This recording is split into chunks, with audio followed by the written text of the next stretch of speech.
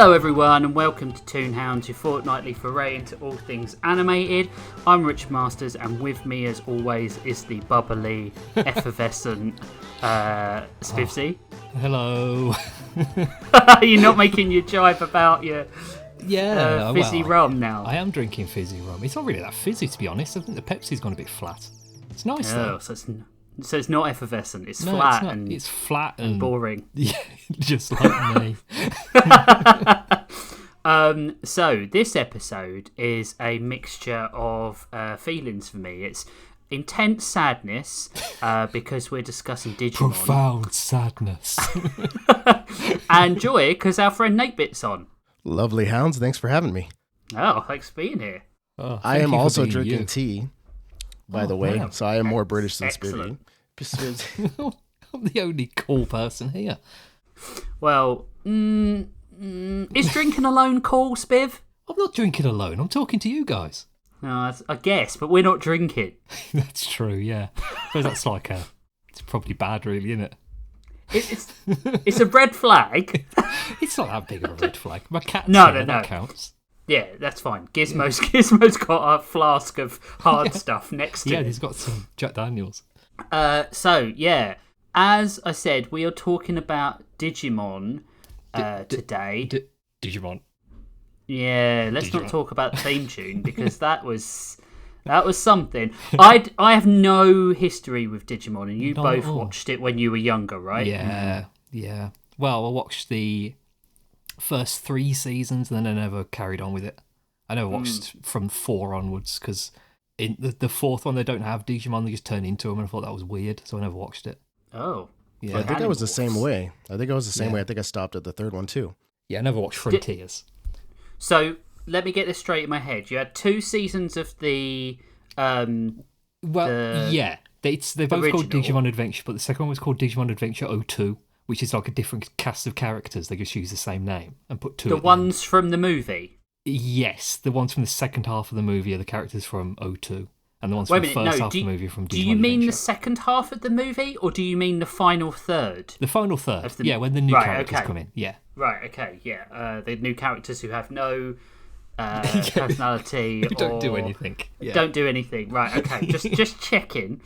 And then they did after that series. They did Digimon Tamers, which was the Yeah. other show we watched. Yeah. Okay. All right. Okay. Yeah. Fine. And But then both they did, existing in the same universe. No. Oh, Sort of course not. Of course not. Digimon Tamers exists in a universe where Digimon Adventure was a TV show and a game. Just to make it more complicated for no reason. Yeah. Yeah. I mean, that's the whole premise of this show. I'm finding. Yes. Yeah.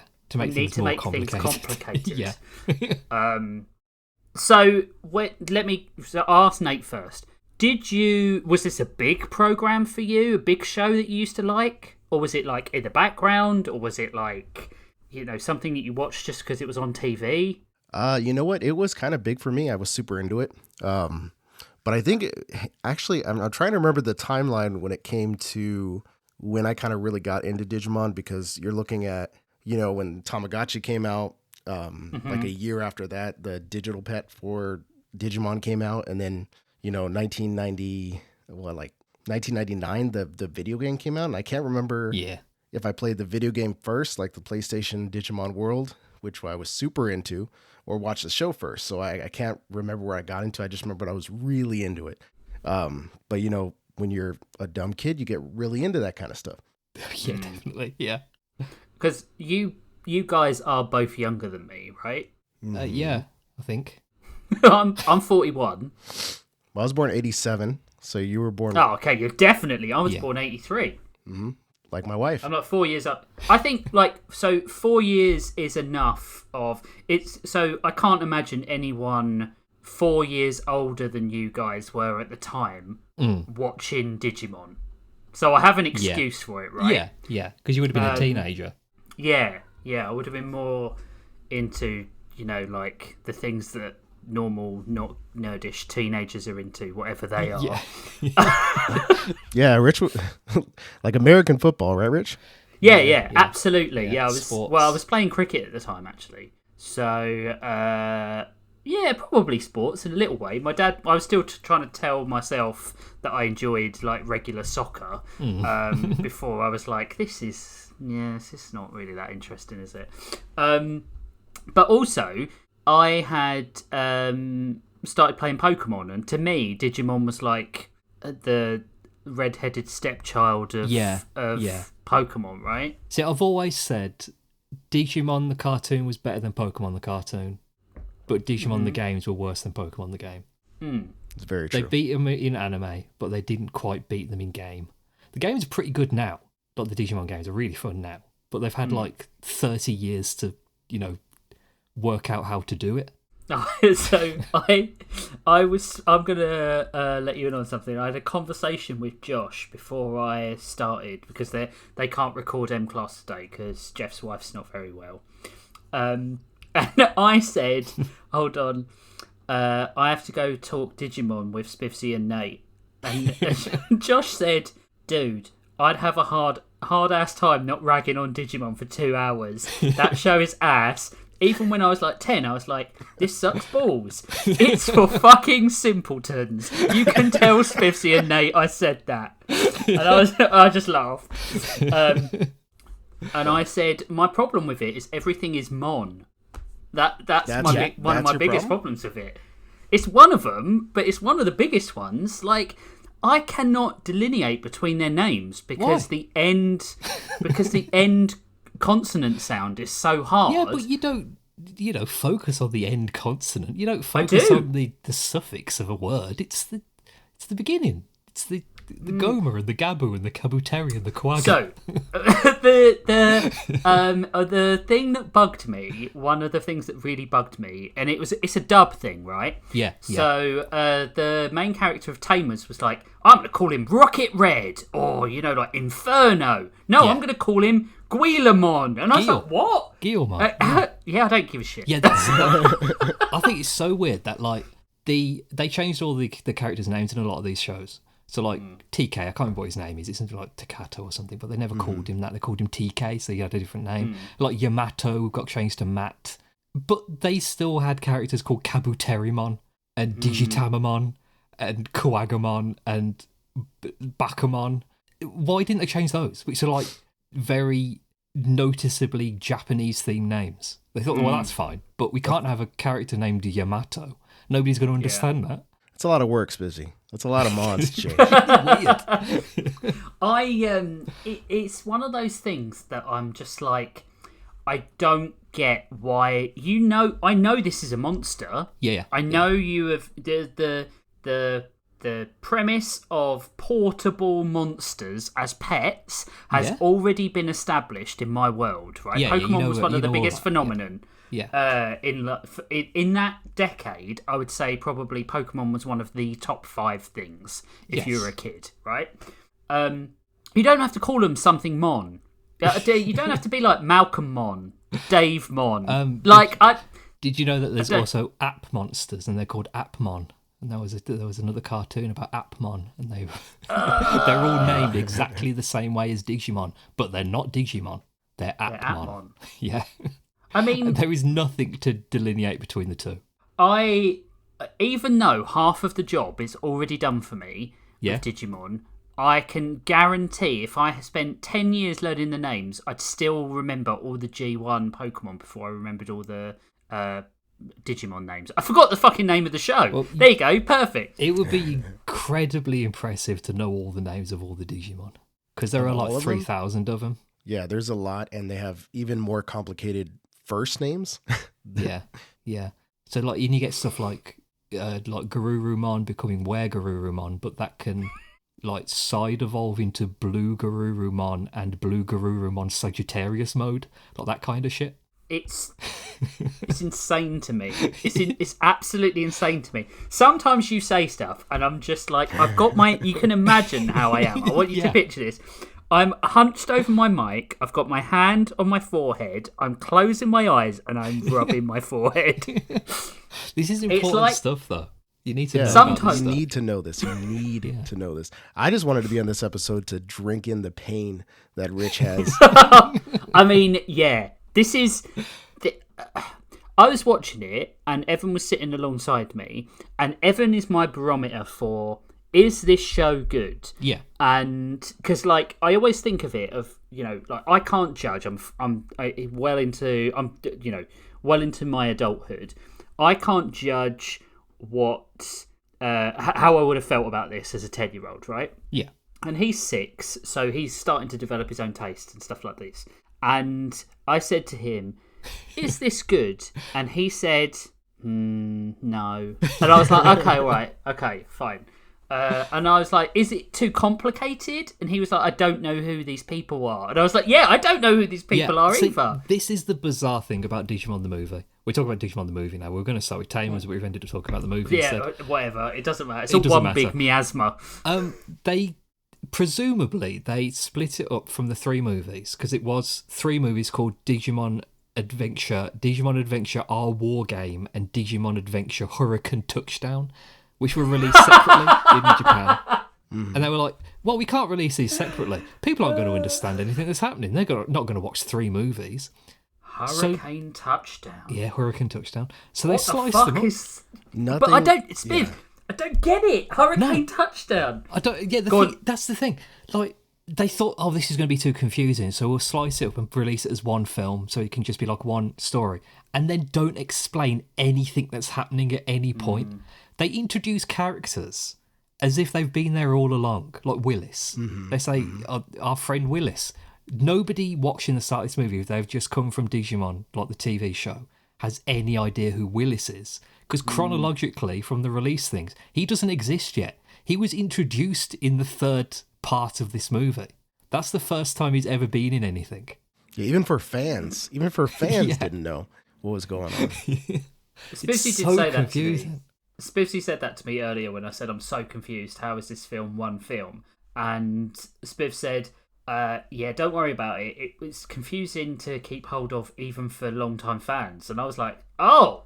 Yeah, okay, so I'm not having a stroke. No. And they, a lot of the characters that we have in this, we do not see at any point. Like, you'll have like a shot of Mimi on the beach. Mimi is like a huge central character in the TV show. She's got a cameo in this. You don't even see her Digimon at any point. So I assumed as I was watching it that this was like, oh, they're introducing new stuff in the same way that, you know, like fan favourite G.I. Joe, the movie did. And one of my personal favourites, Transformers, the movie did. Yeah. Now, I have a problem with both those films because they do the whole, like, you know, move over old toy. This is the new toy. Yeah. And then get rid of characters like Wheeljack off screen and he turns up dead, right? Yes. In Transformers the movie. And I was like, what the hell have they just done? Like, Wheeljack is lying on the floor and Springer just drags him into shot. And I'm like, that's like one of my favourite characters has just died in this film, right? God, if they just did that for Digimon. Mimi's body being dragged along the beach. But so I'm going to use Transformers as the example because I don't really have a lot of problem with G.I. Joe the movie, apart from the fact that they take it way too seriously. But Transformers the movie, I can tell you something integral about all of the characters that they replaced the G1 cast with.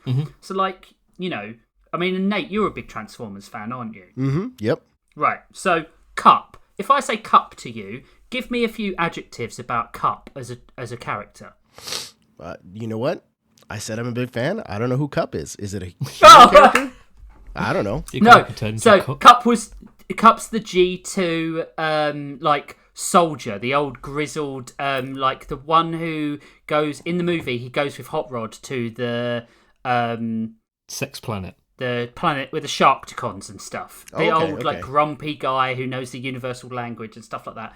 And like Hot Rod is like, you know, a punk who's like really, you know, doesn't think things through. RC is the girl one. You got Perceptor's a geek who's like a what is he? He's a not a telescope, microscope.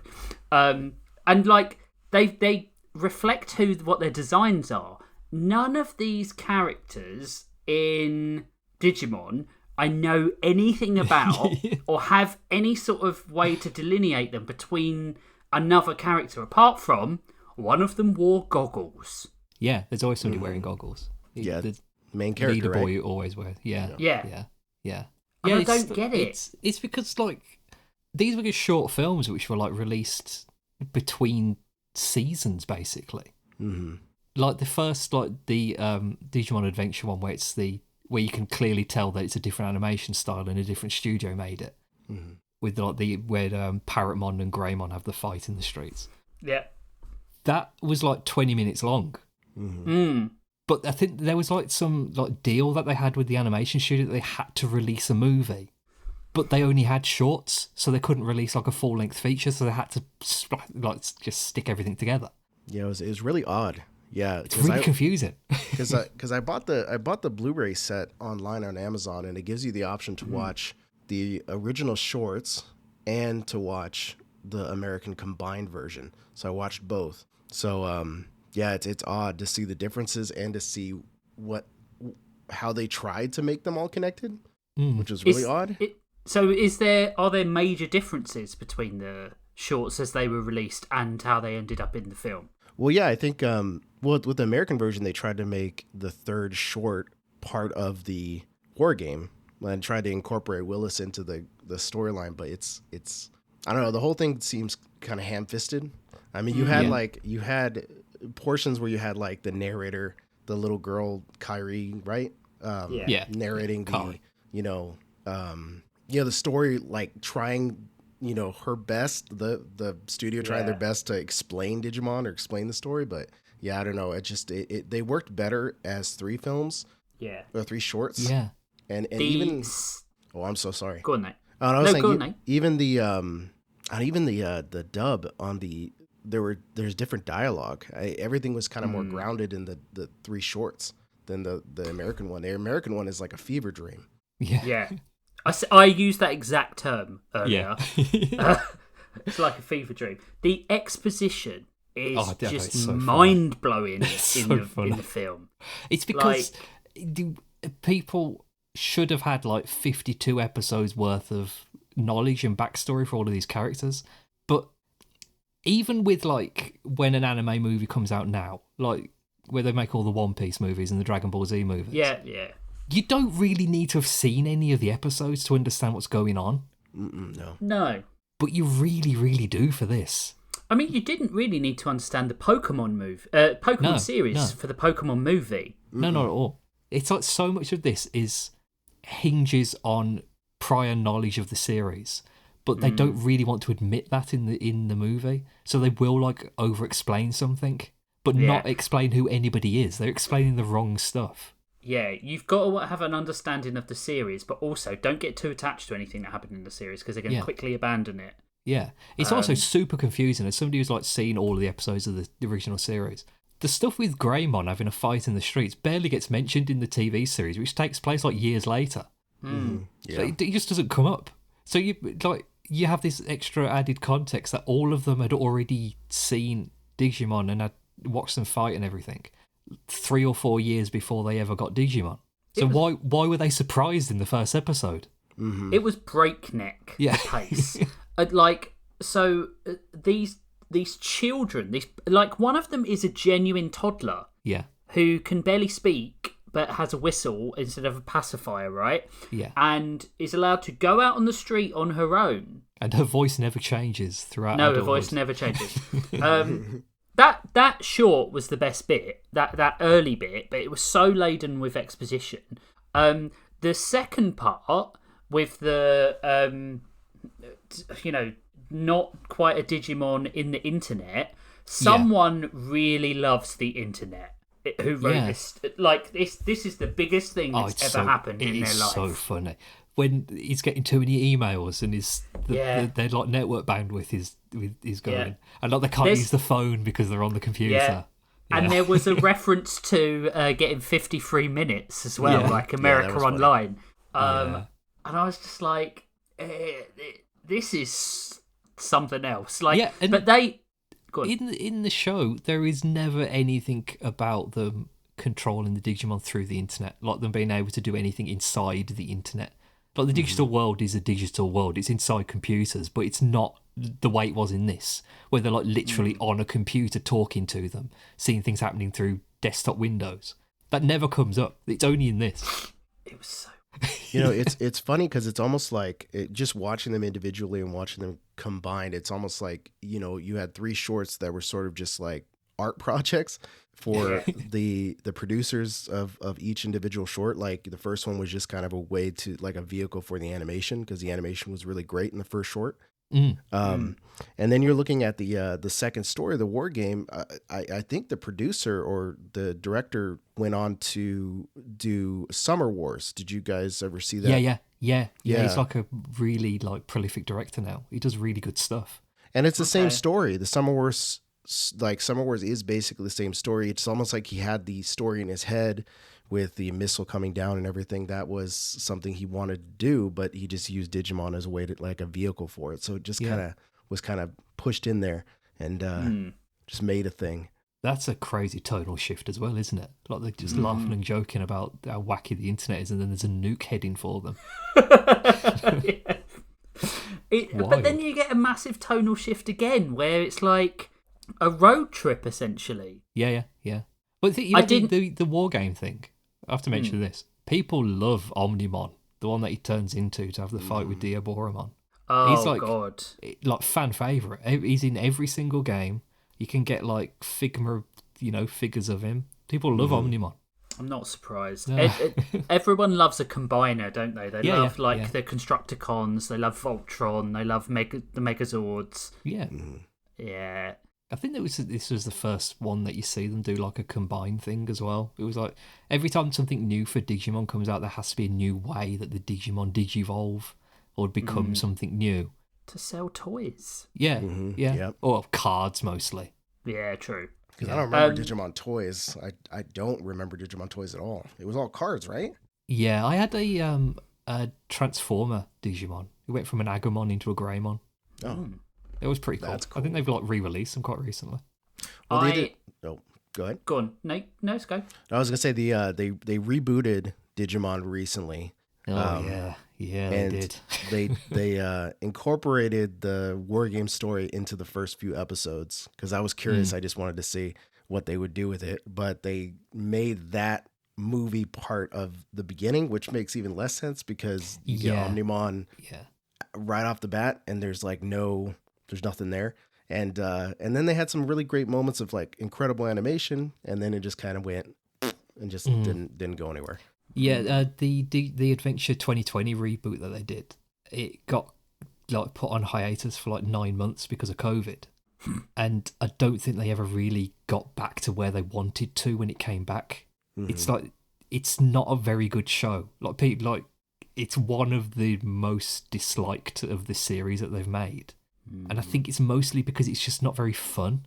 The characters don't get to do anything. It's the entire thing is literally just Ty and Matt doing stuff. Yeah, they couldn't even spring. They couldn't even spring like animation for the other Digimon. They had to do Gabumon and Agumon transforming with this great animation, and then you get to the other ones, and it's like, no, let's not put any budget goes to that. No, nothing. Yeah. Yeah, it's a shame. But even in the third part, they were having those like little cut cards, weren't they, to show the animations? They weren't animating I know what you mean. They weren't animating any of the transformations. It was just like, here's your trading card of the new form of the thing that you like. So in the first series that the first and second part of this are based on, it doesn't even sound like the first part was based on it. But is it slower paced than this? No. Oh, it's balls to the wall all the way through. It's like the pacing's pretty good for Digimon Adventure because there's like eight main characters, I think, who are like the Digi-Destined. Yeah, and every episode is like in an order of this is the main character for this episode. So they do it in a really good like ensemble cast way, where it would be like, this is an episode where Joe is doing something and Gomamon is going to digivolve into something. Oh, okay. So when you're watching it as a kid, you think, oh, this is taking forever because you're watching like one episode a day. But if you try to binge watch it, it's like this is going so quick. Like they've just gotten there and now they're on Ultimate already. I think it's like 20 episodes before the end of the first arc, which is like really, really fast for an anime. Especially one from like 1999. How many episodes were in each series? Was it like a standard 50? Yeah. 52, I think. Okay. Because I think that's one of the things that I do like about. You remember, like we did Pokemon as one of the pilot shows for the pilot episode, didn't we? No, we don't watch Pokemon. What did we? No, we did watch Pokemon. No, we've never watched Pokemon. We've never done Pokemon for the show. Nope. When did we talk? Have we never talked about Pokemon? No, never. No. That would be a good one to do. Pokemon. Yeah. Oh man, do you know what it was? We were talking about other pilots that we liked in the pilot episode. We didn't pick it as a main show, but we talked about other pilots, and I was saying how like you get the concept really quickly. Yeah. Like the world is established, you know it, but Pokemon is slow paced enough where I get to know the characters. Admittedly, it's too slow, way too slow. But like you get to know a character an episode. Yeah. And I think it helps that like Pikachu doesn't evolve, so he stays as a character, and you have to wait ages for anyone who isn't Charmander to evolve, right? Yeah, yeah. Well, you get Metapod and Caterpie. True. But that's quite quick. That's quick evolution in the game anyway, right? Yeah. So, but with this, I was like, I don't know who the base characters are, let alone their 4 evolutions that I'm expected to remember. Yeah, in the actual TV show, you get to know everybody. Like, everybody gets a focus episode, or like has their own episode where the big deal is that their Digimon is digivolving. That's like the main event, and everybody gets one. Everybody gets one. Everybody gets one. And like the characterizations in the show are like, I won't say they're great, but they're fairly good because like they act more like kids who are lost on some horrible adventure. So they like fight with each other, like they have disagreements, they storm off. It just seems more realistic, Yeah, a bit more Lord of the Flies. Okay.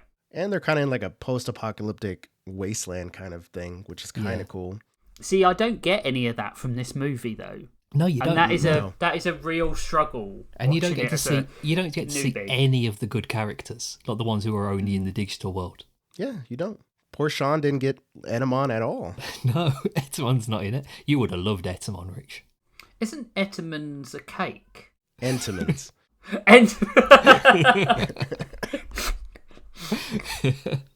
He's like an Elvis chimp. Wow. Yeah, he's a puppet Digimon, but he looks like a monkey, and he talks like Johnny Bravo, and he acts like Elvis. So, which comes to one of my other main criticisms. The humour. No. So, you take a G1 Pokemon and a G6 Pokemon. Yeah.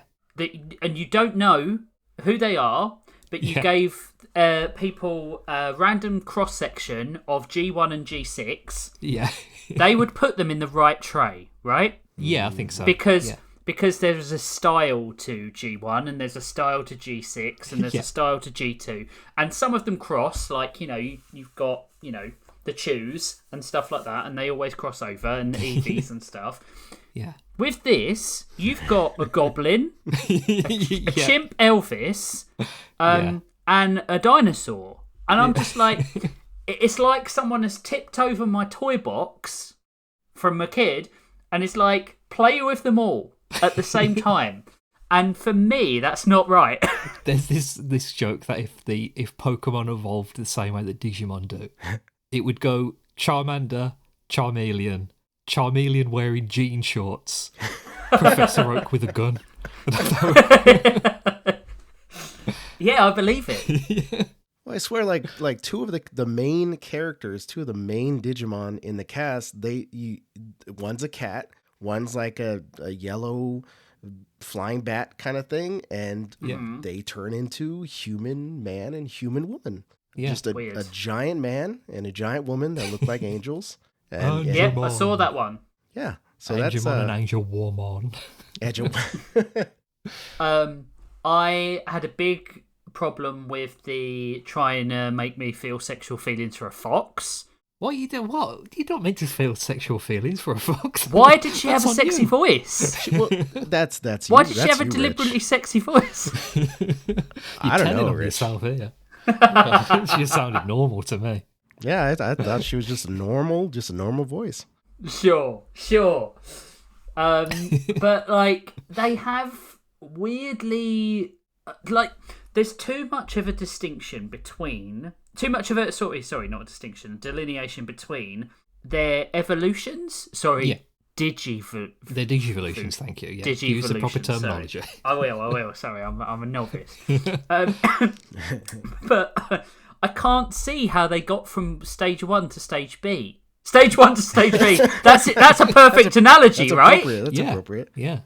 Some of them do stage make more 1 sense than others. Like Gabumon Garurumon, he turns from a blue dog thing into a bigger blue wolf thing.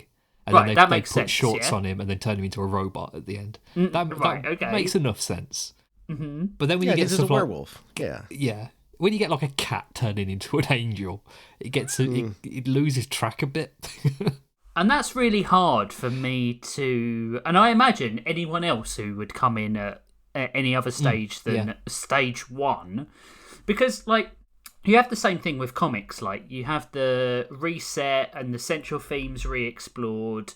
Like, you can step into Batman at any point from Dennis O'Neil to now, and you will know that Batman hasn't changed that much. Yeah. Characters might have changed, chronology might have been condensed a little bit, but Batman is still Batman.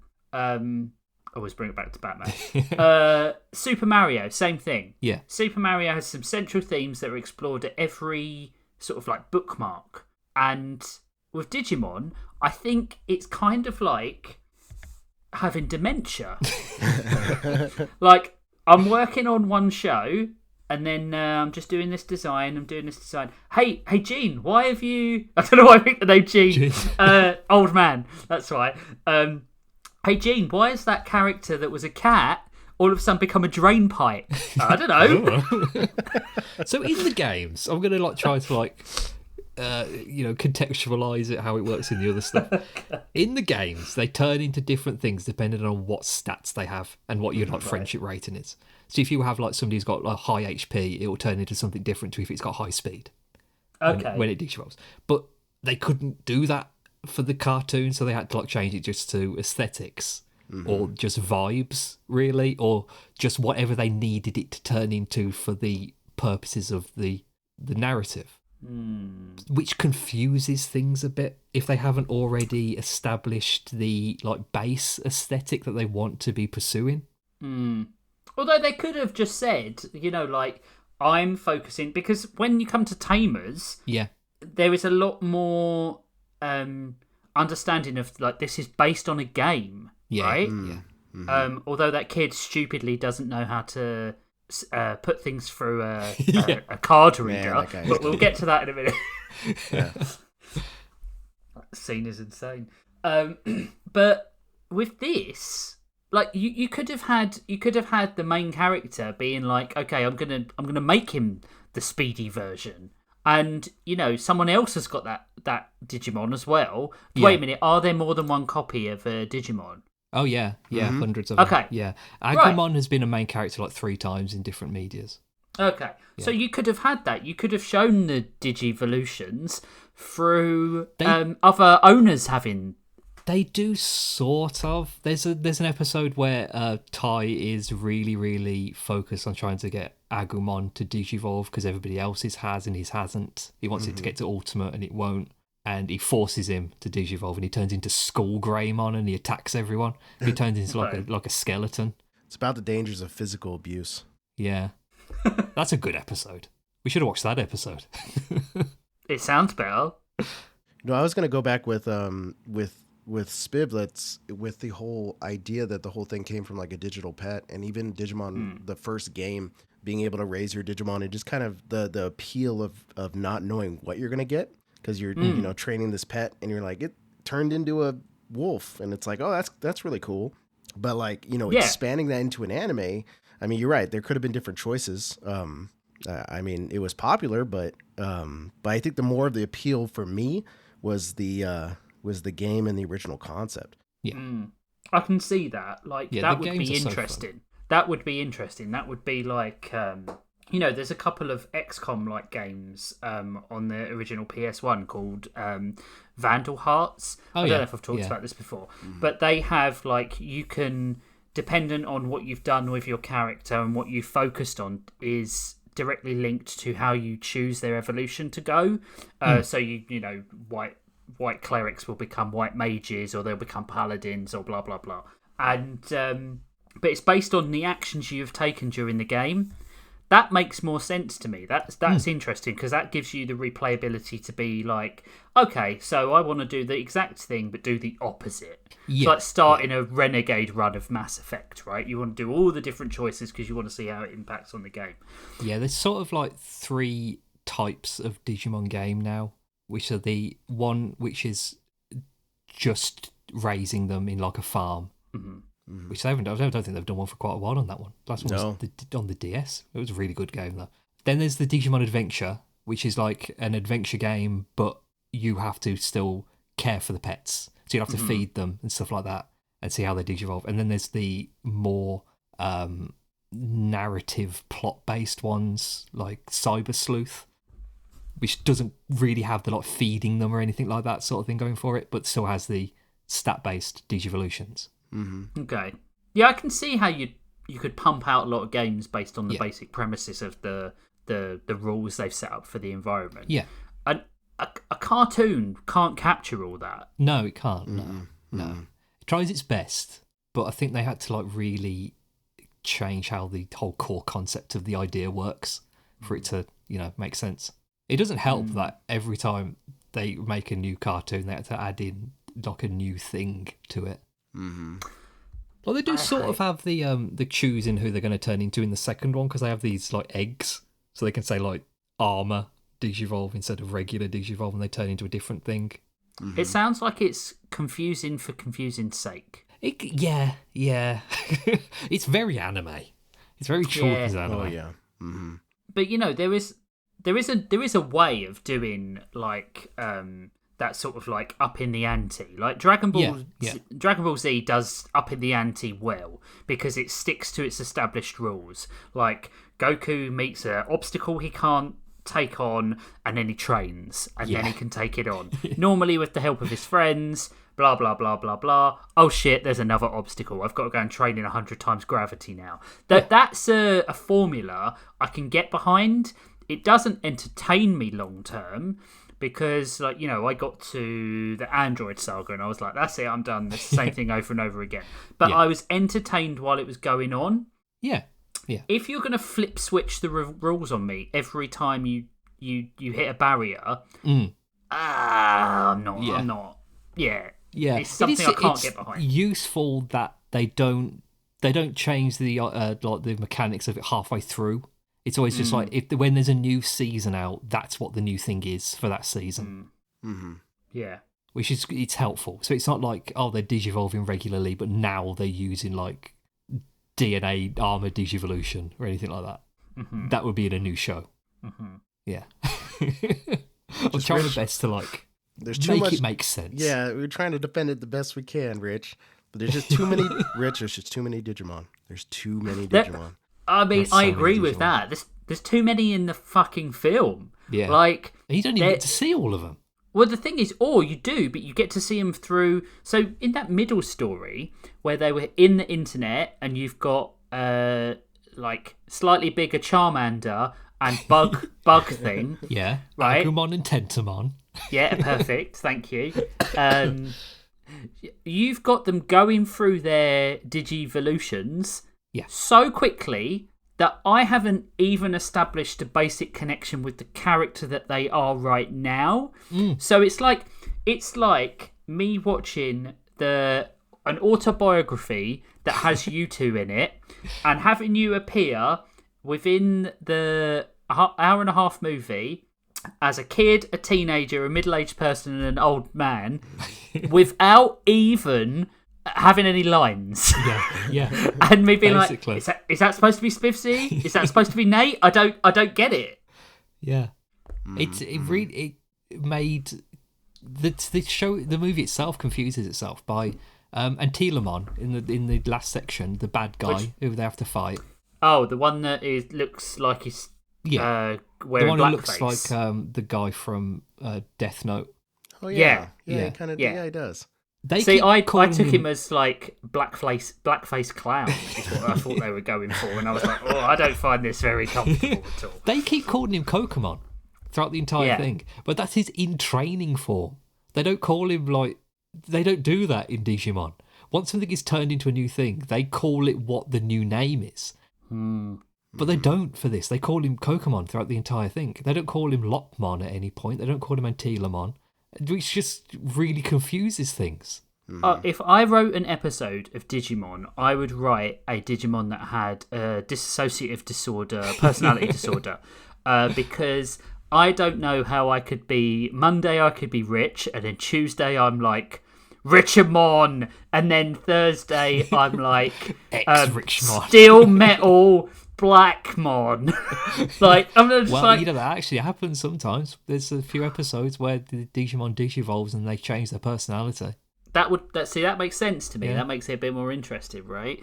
But the basis of, and maybe I'm thinking about it in too Western a way, I don't know, but the basis of animation for me is familiarity, right? When you're a kid, it's the reason why Peter Parker doesn't change his outfit. You have to know that that's Peter Parker. If you watch episode 1 or episode 21, you have to know that that's Peter, and he has a certain rule set that he follows, and it helps kids cement a character in their head. I don't know how kids who aren't me can cope with that, because I can't cope with it. The fun of watching it as a kid was seeing what they were going to turn into. That was more interesting than who they actually were. Like, Agumon as a character is pretty nothing. He's just more... He's like a conduit for Tai more than anything. Like, Tai is the character and Agumon is just sort of his... An extension. Yeah. But I think all the Digimon are just, relentlessly positive. They don't really have a personality, right? Yeah. It's what I find weird as well is that in their early form, they're kids, and then they become like they're childish, right? Yeah. And then as they go through their evolutions, they're older, but they go back to being kids. Yeah. Yeah, pretty much. Yeah. And sometimes they revert back into being children again when they get to Mega. Okay. Like there's a Magna Angemon who's like a little pixie imp looking thing. It's very confusing. It makes sense if you watched it for 25 years. So all you need I've got that investment in me. All you need to do is watch 152 episodes of a cartoon, play 20 years worth of video games, and then you'll understand it. Yeah, just do that, Rich. Yeah, I'll get on that. You got time? I've got a job at the moment. I can do time. that. Yeah. Or like Nate said the other day, I could put it on my CV, right? It would help me get a job. Yeah. Extensive Digimon lore. That's gonna win me a lot of friends and influence people. God, if I could get anywhere with extensive Digimon lore, I would have by now. Well, that's the thing, isn't it? The amount I've said this before, like the amount of brain space I have devoted to things like lyrics to songs that I don't even like. Like I know the entire back. I could probably recite the back catalogue of Genesis, not the Bible, the actual band. But I don't like Genesis, but I know all their songs. If I had devoted that time, that brain space to learning coding or structural engineering or even a second language, but we don't do things like that, do we? Why couldn't I have gotten the cool version of autism? Why did I have to get Digimon autism? We're all Yeah, we're all asking that question, not about you. Okay, all right. I think it's hard for me to even give this a score because it was like, Nate, you've got kids. Yep. You know when your kid comes in and they're trying to tell a story, but they just completely diverge and go off on a branch, and you're like, sorry, what was the original thing you were telling me? Yeah, you want to be like, can you? What's the point? Can you get it out? Do it in a consecutive order so I can understand the beats of the story. No, you're talking about Spider-Man now? Fine. This was what this show was to me as a whole. It was like, don't get attached. We're moving on. And then we're moving on again. But like, don't, none of it matters. And everything does. And it was like talking to a toddler. It was absolutely like talking to a toddler. In the like series of cartoons and stuff, they desperately do not want to move on from the cast of the first series. They bring them back constantly. They show up like just randomly at the ends of things. They made a series of new movies in 2016 specifically about the characters as teenagers. Yeah, they're all grown up. Yeah. Then they brought them back for the 2020 reboot. They're probably going to bring them back again at some point.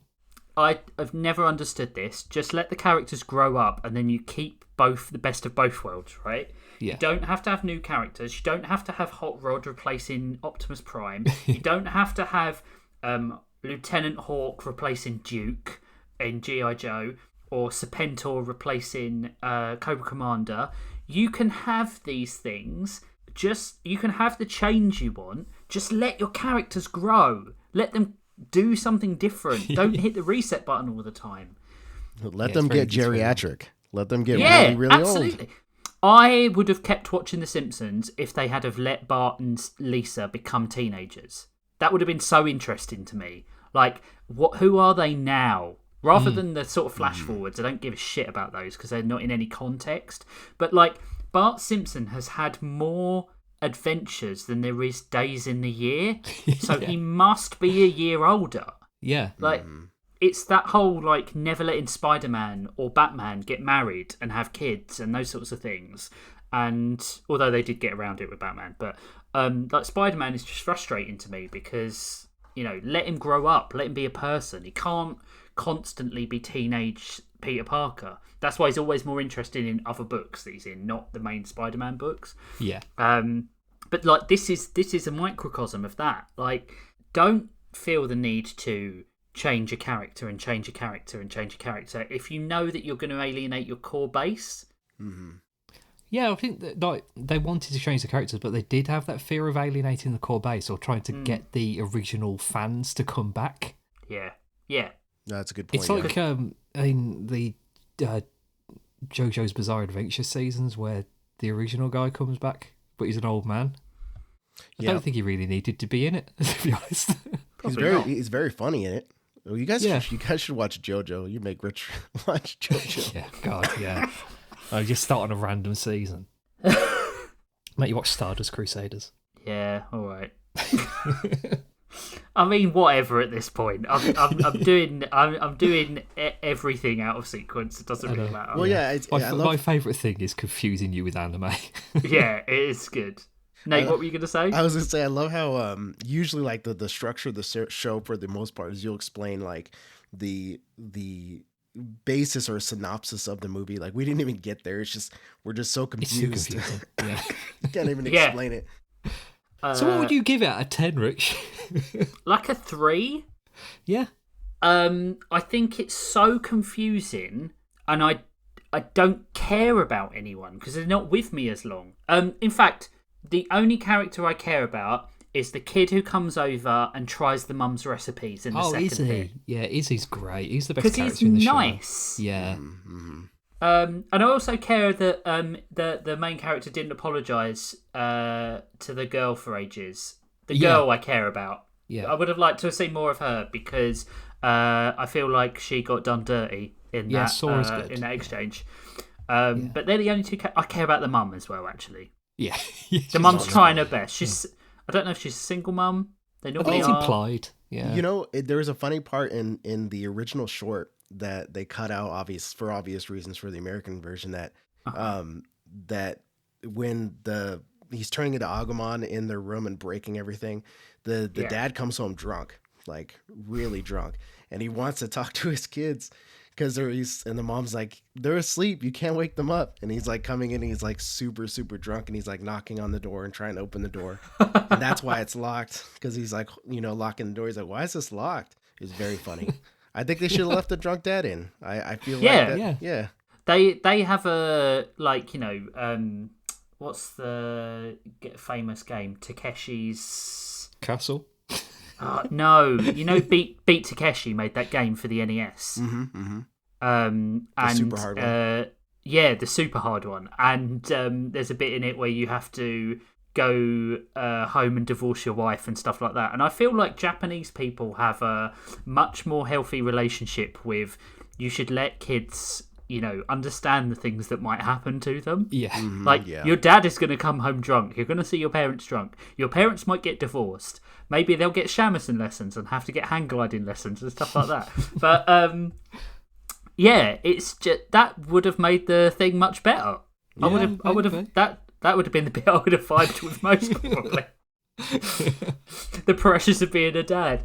But yeah, it was too hard to follow, and like squeezing 3 stories into one narrative is never going to go well. No. And if you can't get a narrative that I'm engaged with, I don't think I said this on air, but I actively got up and found something to do so I could take a break from it for a little while, because it was making my brain hurt. So I emptied the dehumidifier and then came back and sat down again. So a 3 for me. Yeah. I'm not going to give it much. Probably I'd give it a 4 or 5, because there's like the nostalgia thing with it, and like I know who the characters are, and it's pretty cool seeing Omnimon. I quite like the last third, but yeah, it's not very good. Nate's going to be like 10. It's the best thing I've ever seen. What do you think, Nate? I was actually going to say 5, but that is like heavily rose-colored nostalgia glasses.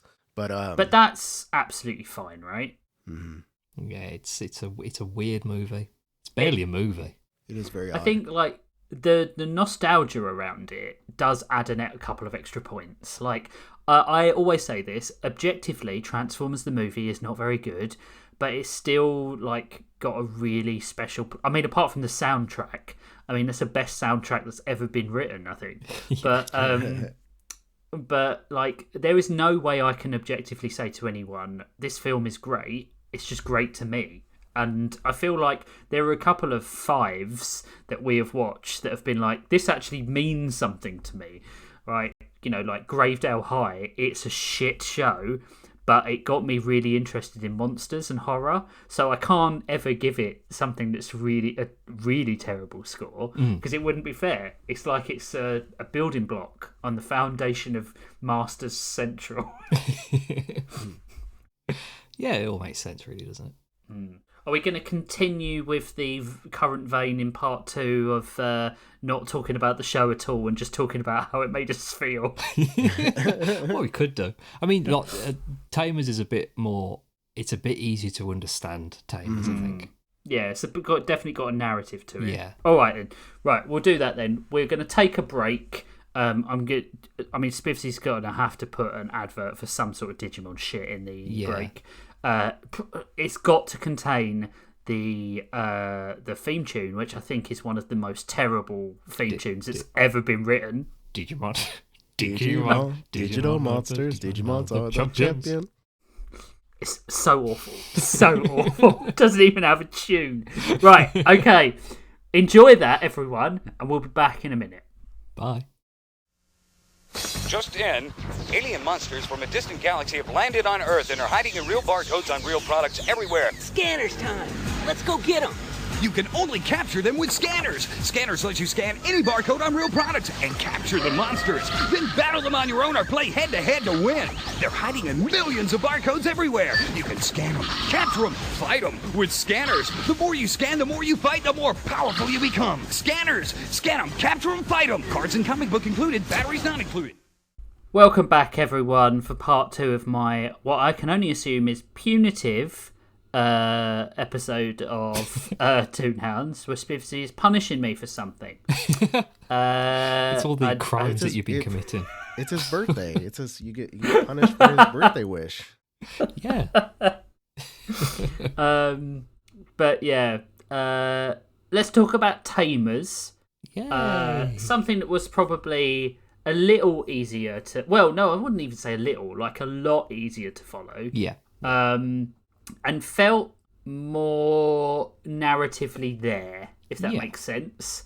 Like, you know... All right, okay, I'll talk through the episode, all right, because we probably need to, right? So, like, the thing about Tamers, before we get into it, Yeah. people love Tamers. This is like basically everybody's favourite Digimon season. If you go online and ask anybody what their favourite Digimon season is, they're probably going to say Tamers. Okay, why? People just really like this one. I think it's because there was a bit more like higher stakes. Like Digimon are actually able to die in this season. Okay. It gets a bit darker halfway through. I think the people who started with Adventure had grown up a little bit. They wanted something a bit more, you know, bad. Bad in a good way. But yeah, but people love this season. The story seems a bit more grown up, I wouldn't say, without insulting people, because, you know, you've got like some sort of shady government type agency in the background. And... They go into like hostage situations and death, and like all sorts happens in this one. Okay.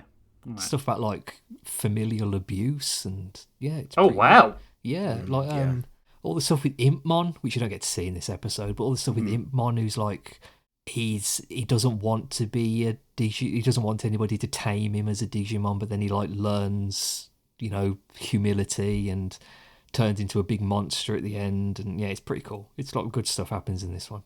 Okay, all right.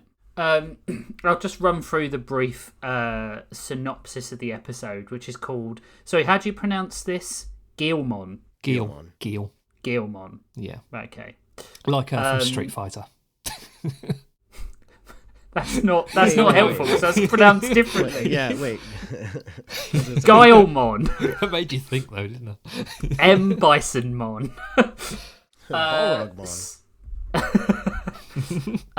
So this boy called Takato is playing Digimon with his friends, and he finds a weird blue Digimon card. He's a typical boy, you know, doesn't love school, is late because he's doing all his hobbies and stuff like that. And then the blue card, for some reason, transforms into a Digivice. Yeah. And the Digivice is able to copy his childhood doodles of Digimon into a real creature. Yeah. And he has to chase him through the city and befriend him. However, he's also having a dream where there is some other Digimon tamer, who I assume is real, who's doing, you know, the same thing. She's just like a few weeks down the line by the sounds of things. Yeah, that's Rika. Sexy Fox. That's Renamon. That's Renamon, yeah. I think that's it. That's the first episode, right? That's pretty much the first episode. Yeah. But there is a shady agency. I assume they're shady. They might not be. I think, what are they called? There's all this stuff with like the D-Reapers, who are like the evil Digimon, but I don't think they're involved in this yet. Well, I think what they were trying to do was track where Digimon were emerging and breaking the barrier between the digital realm and the real world. Yes, yeah. Right? There's all stuff going on with that, with the like evil government agents and stuff. Right, okay. But I can't really remember the specifics of it. But it's basically like somebody is making them come through from the digital world. Okay. But there's I can get into the plot of stuff that I've seen so far, because I've watched the first 6 episodes, like rewatched them. Okay. I remember like the general gist of things that happen in it. Okay. But one of the major things in it is that when they defeat Digimon, it turns into data, and they can absorb that data to make themselves stronger. And there's a few things in the episodes which is like, should they be absorbing the data? Because they are killing them. Like the one of the characters you don't get to see in this one, Henry, who's the other guy on the cover, he doesn't let his Digimon absorb any data because he's worried about killing them. So he thinks that if he doesn't absorb the data, it will go back to the digital world and like reform itself as an egg. But yeah, that's what a wiener, right? What a wiener. So that's Nate, like, did like you the narrative of the it, narrative, really. Yeah, the basics? Yeah. Nate, did you watch this one? I did, yeah. I did watch this one. And I remember bits and pieces of it, or I remember the characters. I remember Impmon turning into Beelzemon. I think which was Beelzemon like burst mode where he's got a motorbike. He just has a motorcycle, yeah, and a shotgun, and like a sawed-off shotgun. It's like that's the thing about Pokemon versus Digimon is Digimon just give him a gun. That's like the evolution. I remember this show. So I don't remember where it goes because I don't know if I ever finished it. Most of the cast end up getting their own Digimon. Like all of his friends from school end up getting a Digimon. Really? Yeah. Okay. Like the nerdy looking one, he ends up with a Magnarangemon. His other friend gets a Gardramon. Do you only have one Digimon? Yeah. Well, they do in the show, but in the games you can have as many as you want. I think you can hold 3 at a time usually. You have like a farm. Like you can have a farm where you can raise Digimon. Yeah. I think I remember that too. Maybe I did get farther than I thought because I remember Gardramon. And Jerry gets Leomon. Oh, okay. That's the thing too, is these kids get like gigantic humanoid creatures as their friends. It's just eventually when you have like a biblically accurate angel as your partner, it gets kind of odd. There's a lot of biblically accurate things in Digimon, like Orphanomon, which is like it's like ginormous wings, if I'm thinking of the right one. It's like massive black feathery wings, and it's like this Digimon could destroy the entire universe with a thought sort of shit. That's gotta be an awkward conversation between you and what once was your cat Digimon. That you're like an atheist, and this thing turns into a giant angel, and you're like, hold on, Clivamon. I don't think we can be friends anymore.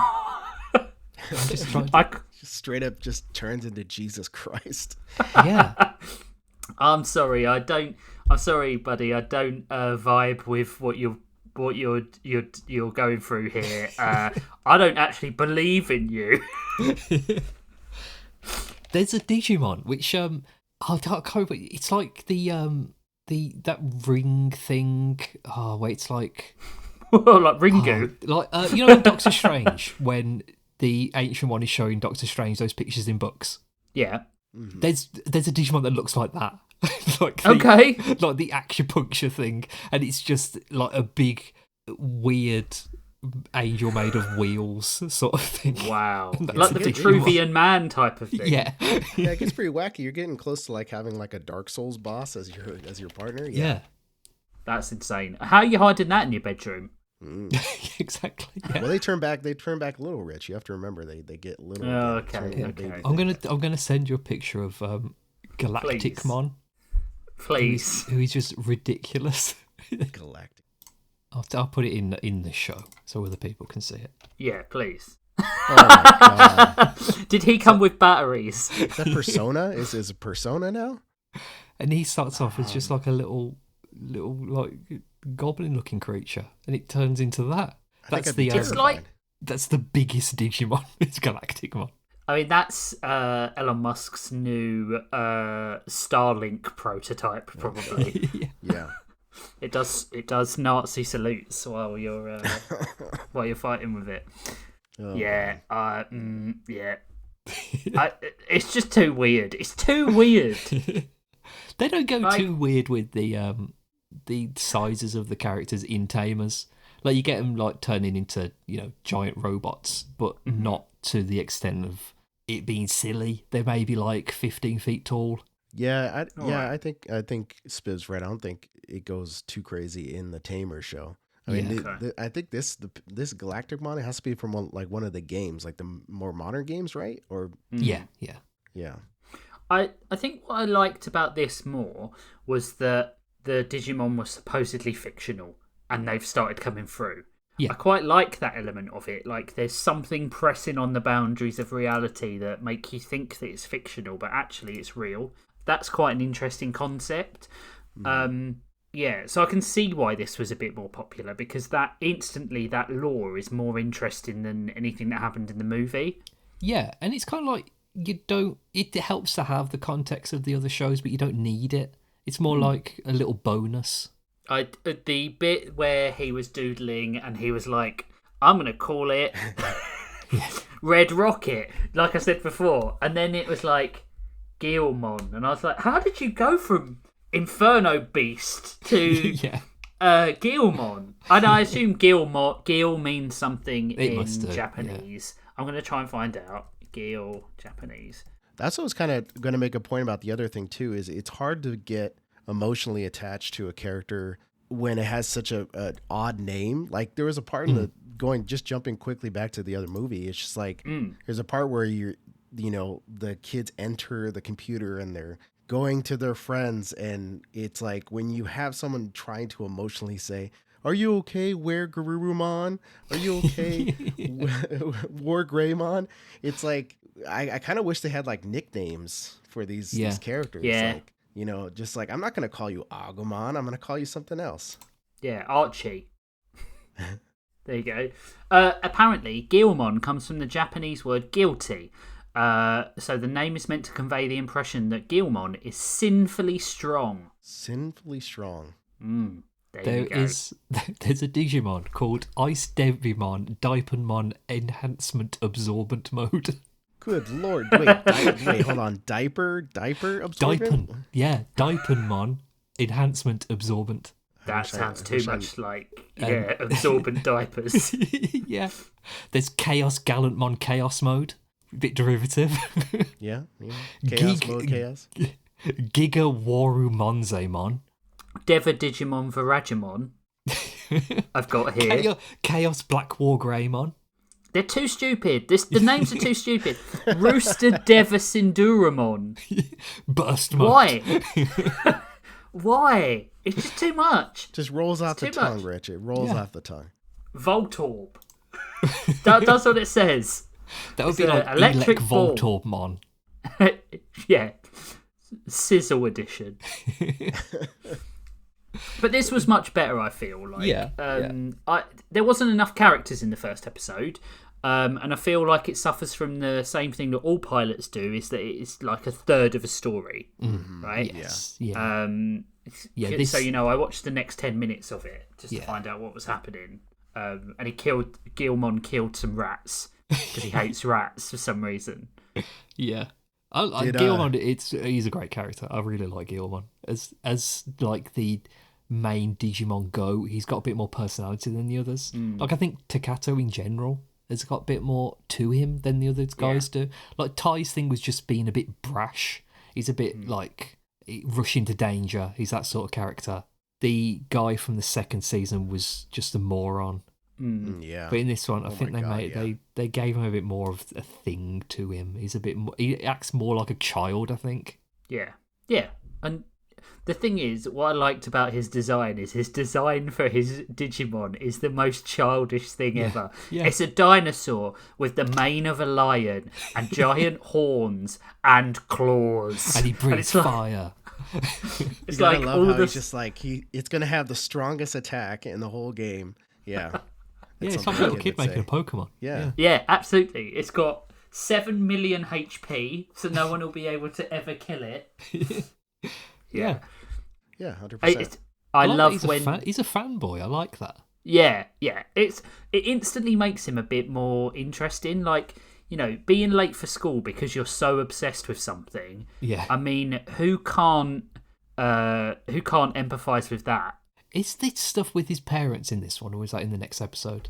He had little bits. Like, he tried to talk to his dad in the first episode about it. Oh, yeah. And his dad came in and he talked about him getting a pet. Yeah. That was quite nice. Yeah. Because the dad clearly wants a pet as well. I liked that. Yeah, I like that. Yeah. And the mum was the responsible one, like, I'll end up looking after it. Yeah. So I don't think we should get a pet. Yeah, I like this season. I think it's a good... It is probably the best Digimon season, but I'm saying that as not having seen most of them. Like, I never watched Frontiers and I never watched Fusion. Fusion apparently is pretty... Is Fusion the one I'm thinking of? It's the one with Shoutmon. Shoutmon is apparently a good season. Shoutmon? Yeah, there's a Shoutmon. He Does was it like shout? the new. He's like a speaker system. He does like sound attacks. Yeah. He was like the new Agumon for a season. But I never watched that one, so I don't really know how good or bad it is. It might be fantastic. It might be terrible. Is the amount of episodes directly linked to the quality?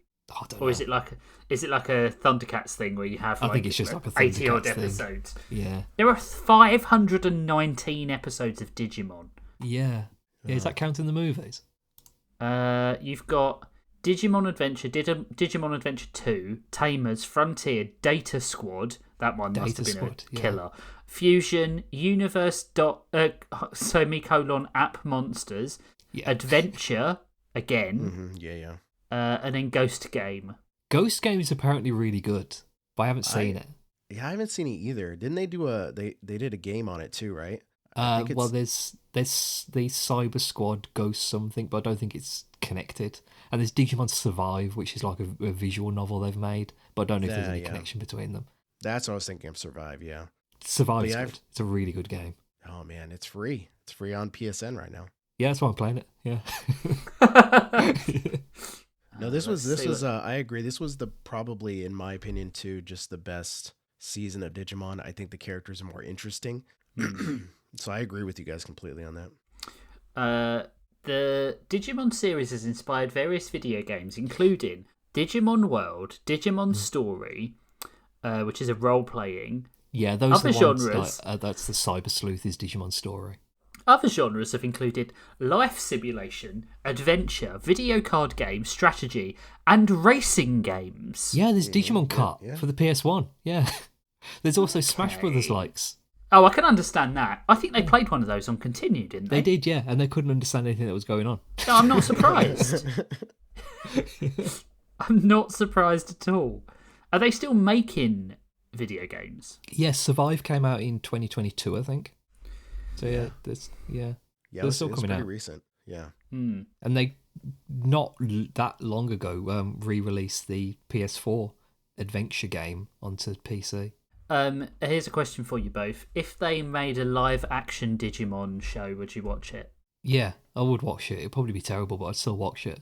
Yeah, I'd give it a shot. I've given most of the live-action ones a shot, much to my chagrin. Disappointment. Yeah. But yeah, if the CG, I'd want the CG to be just absolute dog shit though. Or like people in costumes. Just all practical effects. Just puppets. Just do puppets. Just do Muppets. Puppet with a bin lid on it. Oh, it would be really funny to do practical effects for all of the creature-looking Digimon, but when they turn into just a human man, then they go into CG. Did you have the cards? I had they released 2 different types of the cards here, because that was my introduction to the game, to Digimon, was the cards, because I got a deck of them from Dave and Buster's. Okay. It's for traded in tokens. And the cards that I got are nothing like any of the cards I've ever seen online. So I think it was like a different game, but like using the same thing. Yeah. I don't think it was fake. I think it was just like a different version. Mm-hmm. But that was how I got into Digimon, was through the cards. And then the TV show came out afterwards. Okay. Yeah, I don't remember if they did an actual card game that had the same kind of rules as this show. Because this show, it seems more like Yu-Gi-Oh! Yeah.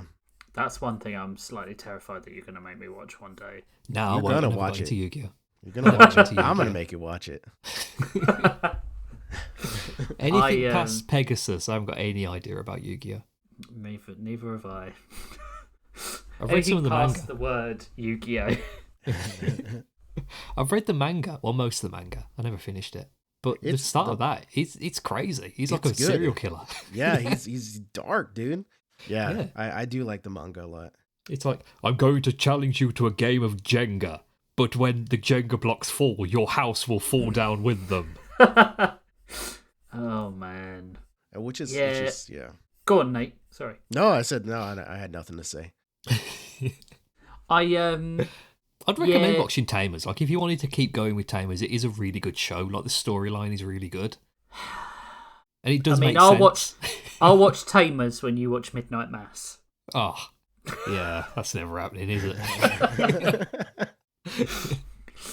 Only one of the best last TV episode shows that I ever got made. to, But sure.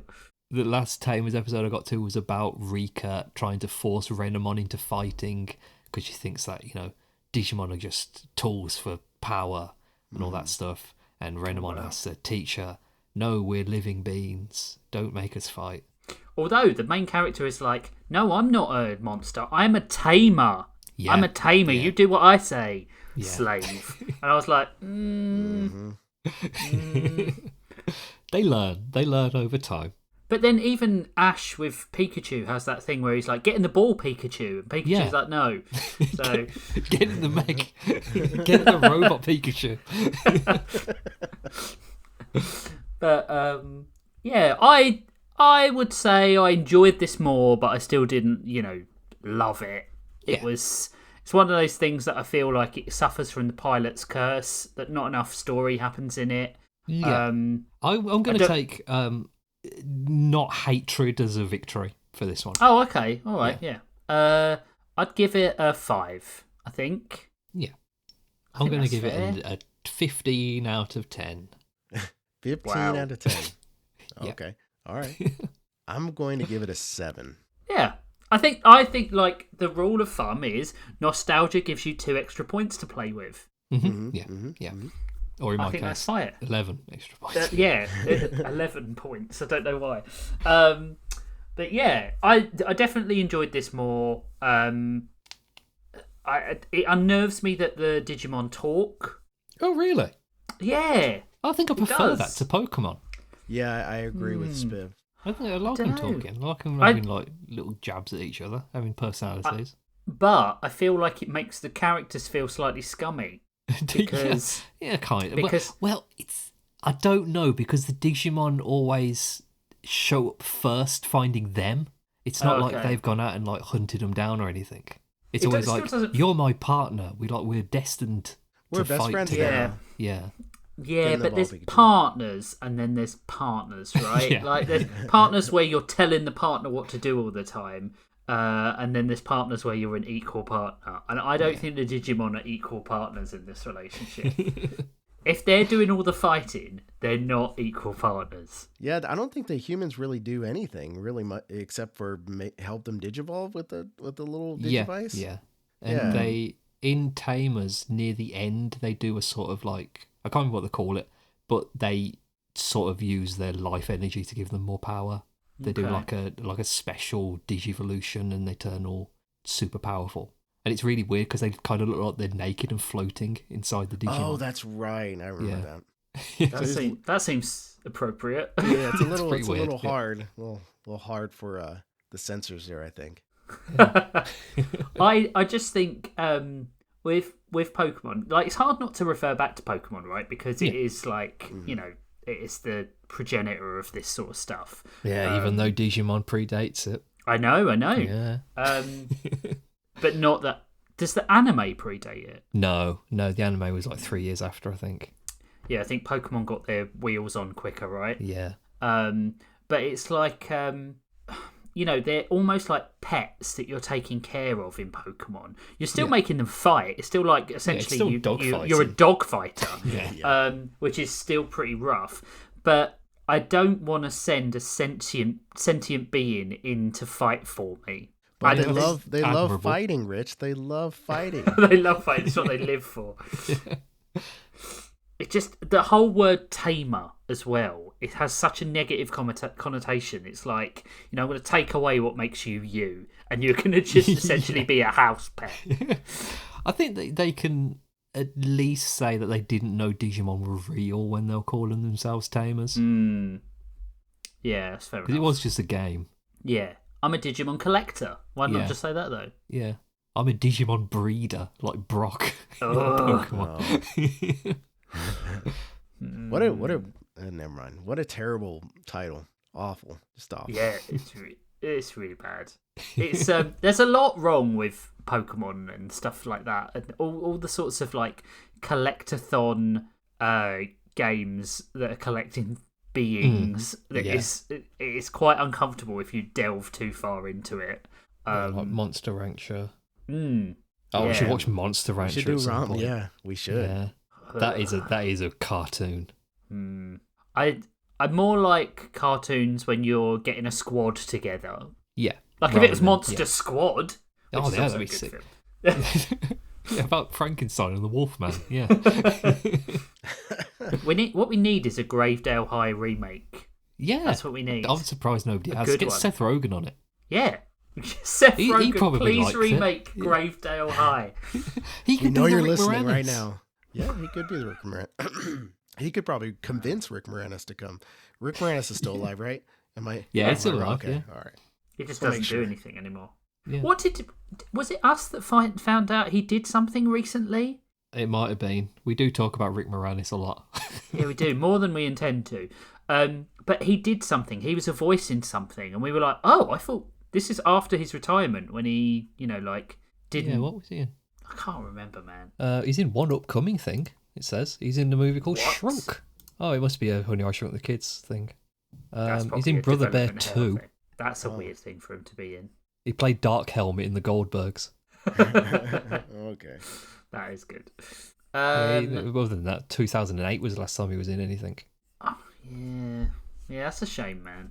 I like Rick Moranis. Yeah, he's But then, I do have a lot of respect for people who just decide it's time to stop and Yeah. stop. They don't want to be in shit.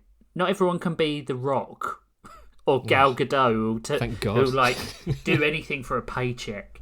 I don't yeah, trust anything that Dwayne Johnson does. No. Everything I just feel like everything he does is like marketing himself. Like Yeah. there was a I thing did- on the TV about him getting his daughters did his hair and did makeup for him, and I just kept thinking he's put this on Instagram.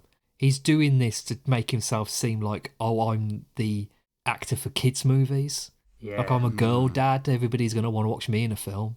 It just Yeah. it doesn't feel right to me. I did enjoy the first Jumanji. Yeah. But everything else he's been in, I'm just like, I will Like say that whole- I really enjoyed Red One. I thought it was really funny. oh, I haven't seen It that. it was a wild movie. Good lord. Yeah. I still can't really get over the whole fraud aspect of Black Adam, and trying to inflate the figures and stuff like that so he could get more films made. Like, it's just fair play to him. He's built himself up from nothing. But it is, you're right. It's all about the brand. It's not about anything that you're connected with. It's all about the brand, and I can't get behind people like that. Yeah. Just don't enjoy it. Shall we have a look Sure. at some emails? Yeah, I think we probably should, right? Because Shall. Jesus Christ, we've got a long email. What? Wait, what? God damn, this is a Got long email. A long email. Really long. Is it a Vmail? No, it's from Thomas Martin, and it's like Oh. 3,000 words long. Wow. Someone likes Digimon. I'm glad I'm not reading it. Okay, I've had a bit to drink, so if I right, slur my fair. words, don't blame me. Blame Me. the spirits. Blame me. This email is entitled Hercules and Musicals and Mons. Did we do an episode on musicals? Yes, we did. No, we talked about. It was Matt. He did an email Yeah. about what our favourite musicals were. Yes, that is true. Yeah, I remember now. Happy Toon Year and happy birthday, Spivzy. Are you also an Aquarius? I am, and thus I'm aloof and hate being told what to do, and I blame the stars so I don't have to blame myself. I'm a Capricorn. I'm just going to interject. It was my Yeah. birthday over the festive period. It was, as well. yeah. I'm just gonna say that to the audience. Yeah, Thank you, it was- everyone. It was everybody's birthday. It's not just about you, Rich. It's everybody's birthday. when was Rich's birthday? New Year's New Eve. Year's. Oh, well, happy late birthday, Rich. It's too late now. Too late what- now, what are mate. you- Too hurt. What star sign is New Year's Eve? Capricorn. Ah, both Capricorns. You know what that means? Two Capricorns in one place. Well, God. and my wife's a Capricorn as well. We Oh, get, no. I think Capricorns get on well because I don't believe in it, No, but I think Capricorns get on well because they're both equally stubborn, so they recognise the stubbornness in each other. Yeah. Hercules is one I liked quite a bit more now than I did as a kid. I didn't Yes, fair. I didn't dislike it as a kid. I just don't think I quite appreciated it as much. The creative choices they made were great. The songs were amazing. I have a strong tolerance for Michael Bolton. The acting choices as well. Even future heels James Woods and Charlton Heston were great in what might be their last roles as respected actors before the brain rot set in. 100%. For Charlton, literal brain rot. I could have sworn Demi Moore or Meg Ryan was Megara, but they were in other Disney films. Wait, does Anastasia technically count now? Sort of. Yeah. It's on Disney Plus now, so Yeah. Guess it does. yeah. They actually cast her with a Broadway singer. Susan Egan was Belle in the original Broadway run of Beauty and the Beast, and she was Rose Quartz in Steven Universe. Rip Torn is good, but Patrick Stewart could have taken the role and spared us from Star Trek Insurrection. Yeah, that's true. That is true. I wish a lot of things had spared us from Star Trek Insurrection, if I'm honest. Yeah, like war. Yeah, famine, pestilence. Frank Welker fun fact, he of course was Pegasus, and of course he's basically a dog. That joke should get old, but it makes so much sense for a movie like that. There was no Frank Welker fun facts of the week in this episode. He didn't play anybody in Digimon. Presumably because none of the Digimon talk like animals. True. If Agumon made Agumon noises, they would have gotten him in.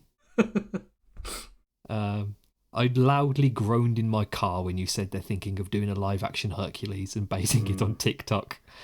I work with university students, and one year being inspired by TikTok, they had a big town-wide party with drinks called Borgs, or Blackout Rage gallons, which was basically vodka and electrolyte powder in a gallon 3.8 litre milk jug. Thanks for doing the conversion for us. 46 people went to hospital, but nobody died. See, if they do this, they should make Hercules act like a normal but superpowered 18-year-old, I guess, and drink several hundred jugs of ambrosia until he gets horribly sick. I'm going to say something. It's almost a shame that no one died, because then they would have learnt a lesson. Yeah. I agree that the less popular Disney films should be remade first, and that they don't need to be live action. I hate when Thomas Martin always agrees with me. Yeah. It's like he's the person sitting on my shoulder. Thank you, Thomas. I hate when comments on movies are like, why isn't this live action? Like with the new Rohirrim movie. How do you say? Ride of the Rohirrim. The Rohirrim. I don't like that name. Rohirrim. Which was a fun movie that lots of people passed on simply because it's animated. I passed on it because they weren't bloody showing it anywhere. Yeah, they weren't showing it here either. What about you, Nate? Did you see it?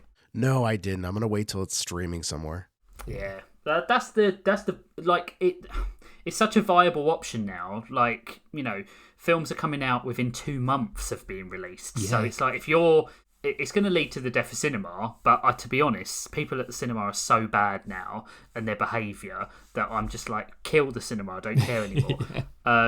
Before we move on, Nate, what's your feelings on Hercules? I loved Hercules. I love Hercules still.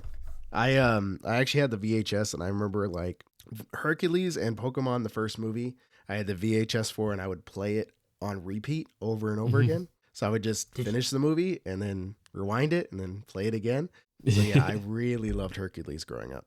Did you do that thing where you watched it so much that actually like the tape became warped? Because I did a few of those. I had my first... Spivzy, do you remember the Teenage Mutant Ninja Turtles came out in these yellow VHSs? Yeah. We had like 3 random episodes that didn't have any kind of chronological order. Yeah, I think I had one that had the alien one with the meatballs on the pizza. Oh, I had that one too. Frogs. I had that one punk too. Frogs. And I wore them out. They were like, you know, when the tape gets stretched and the voices start to distort. Yeah. Thank God we don't have VHSs anymore. Yeah, that was something. Yeah. I can see a live-action Home on the Range or Fox and the Hound, only if it's like the live-action Animal Farm, which was made by the Jim Henson Company. They could save a bunch of money by just doing Muppet versions of Disney classics. What's the point of owning all that IP if there's no crossovers? Absolutely. Muppets make everything better. We've said that on Hounds before. Yeah, give us more Muppets. Just do it. Yeah. I did like a few of the Dork Age Disney movies. I don't know if that was intentional or if meant to say Dark Age. The Dork Age Disney movies like Fox and the Hound. It was very sad, but they stuck with the bittersweet ending, which Disney rarely does. As usual for Disney, the original book was far bleaker. Yeah, I think they would die at the end. I think he gets like rabies and he has to be put down. Wow. Yeah. As usual, the Disney original book was... Oh, no, I've already read that bit. Live-action furry bait Robin Hood is going to be something else when they finally get to that one. Holy shit, They yeah. won't do they it, though. must. They'll do it with human characters, though. They won't do it with... That's just Robin Hood, though. Yeah, but they'll do that. They'll do the exact same story because they're did that with fucking Taron cowards. They won't do it. Absolutely guaranteed. Because now you've got this whole... like they'll I'm sorry to turn it political, but like they'll say that like trans rights aren't a thing. They've already said that. Next it will be like, no, you can't have furries because people might want to have sex with an animal, because that's the warped line of mental logic a Republican goes down, that if you put on a costume you desperately want to have a sex with an animal. Asex, I just said want to have asex with an animal. A single sex. Even a single sex is bad in a Republican's eye. But that's how they'll feel. And you won't have the studios trying to make a film like that now. Gone are the days where you... Go on. I'm going to have to make it. It's up to me. It's up to you. Yeah, it's up to me. Yeah. Yeah. I know people. You know people with furry costumes? Yeah. I agree on Grease being meh. It's a fun high school play. But the actual movie is somewhat sleazy, with 30-year-olds reliving their high school mediocrity and far filthier lyrics than you'd expect. Yeah. American Graffiti and Happy Days were better 50s nostalgia. And while I have a soft spot for that aesthetic and music, it was the beginning of society's descent into looking backwards and leaving out all of the bad parts. Now our age group is nostalgic for Pizza Hut, malls and blockbuster videos. And all of those things were capitalist monsters that ruined cooler things like Main Street and your local video store with that little section behind the curtains that I wasn't allowed to go in. As for other musicals, I have seen Jersey Boys and Ain't Too Proud, and I didn't mind them. It helps that I love both the musical acts it's about, but there are now way too many of them. Rock of Ages was another I liked okay, but was in my 20s and I had poor taste back then, so who knows if that was really good. That's fine. Yeah. Everyone's allowed poor taste in their 20s, because I don't even think you are fully qualified as a grown-up until you're at least 25. Yeah, so my big idea of a jukebox musical is a musical about a famous drug dealer named Kid Charlemagne, set to Steely Dan's many songs about drugs and sleazy people. It won't exactly be a nostalgic look at the 70s. I think musicals with a real story set to artists like Mamma Mia versus self-indulgent biopic musicals are far more creative. As a critic I listened to on NPR recently said, Walk Hard should have killed biopics forever. Walk Hard is such a good movie. Yeah, it's really good. Wrong kid died. I love that movie so much. When he's in half and he's like, tell it to me straight, doctor. Is he going to make it? Your boy's been cut in half. I think I have problems with the Queen biopic for obvious reasons. Yeah, it being shit. Is that one of the obvious reasons? No, it's mainly because of it's badly edited. Really badly edited. And it's Bryan Singer. Brian May didn't want anybody to say anything bad about Freddie Mercury. Yeah, which was ridiculous because like he treated them like shit when he went off and did a solo career. But it has like its moments that I quite, as a big Queen fan. But the one that is really egregious is the Elton John one, Rocket Man. Oh yeah, which he wrote. So there's no possibility that anyone did anything wrong. If your name is Elton John, like everyone did things to him. He never did anything wrong. He was an angel, perfect, golden poster child, and I really fucking hate that shit. Yeah, I remember about two or 3 years ago, I listened to the whole of the Elvis discography. With the with the intention of watching the biopic at the end of it, the new one that had just come out. Never watched it. Watched all the albums and never watched the movie. Well, that's what you got, the best of both worlds, right? You got the good music, but you didn't have to watch the shit.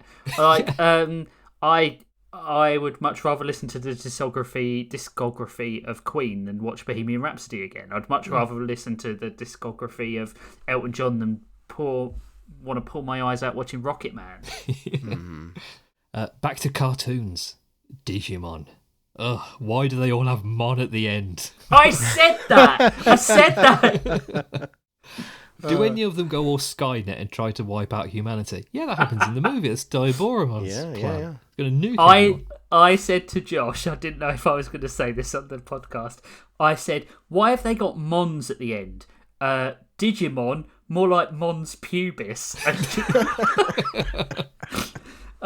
Because I'm so funny. I really wanted to talk about this week's episode, but Pokemon got to me first, and Tamagotchi. Just kidding. My parents got me a Radio Shack knockoff called PC Puppy, and that name makes me giggle now. PC Puppy sounds like a way to try and get people to join the police force. Yeah. Police Constable Puppy. It's McGruff, the crime The crime dog in a Tamagotchi. I'd buy that. Yeah. It's the only way I'd have a police artifact in my house. Have you ever listened to McGruff's album that he released in the 80s? It's so good. It's genuinely so good. It's all songs about not doing drugs. Wow. But done in character. You've just half written well, someone else did it, but now you've got your inspiration to do your own musical. Yeah, McGruff the Crime Hound as a musical. I could see a bad conservative animated show with that name, starring James Woods probably. The Daily Wire has tried to counter the apparently commie screed called Bluey with a non-woke knockoff starring Rob Schneider. Conservative animation would be far too bleak of an episode suggestion, so I shall spare you from that. Toondles, Thomas.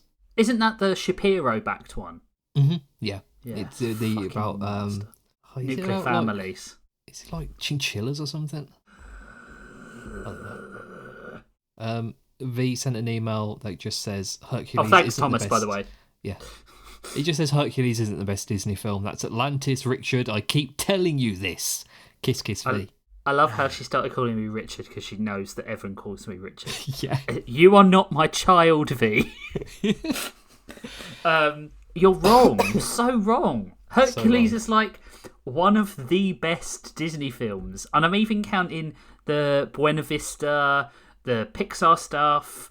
I genuinely think... I'm not an Atlantis hater, but to say that Atlantis is better than Hercules...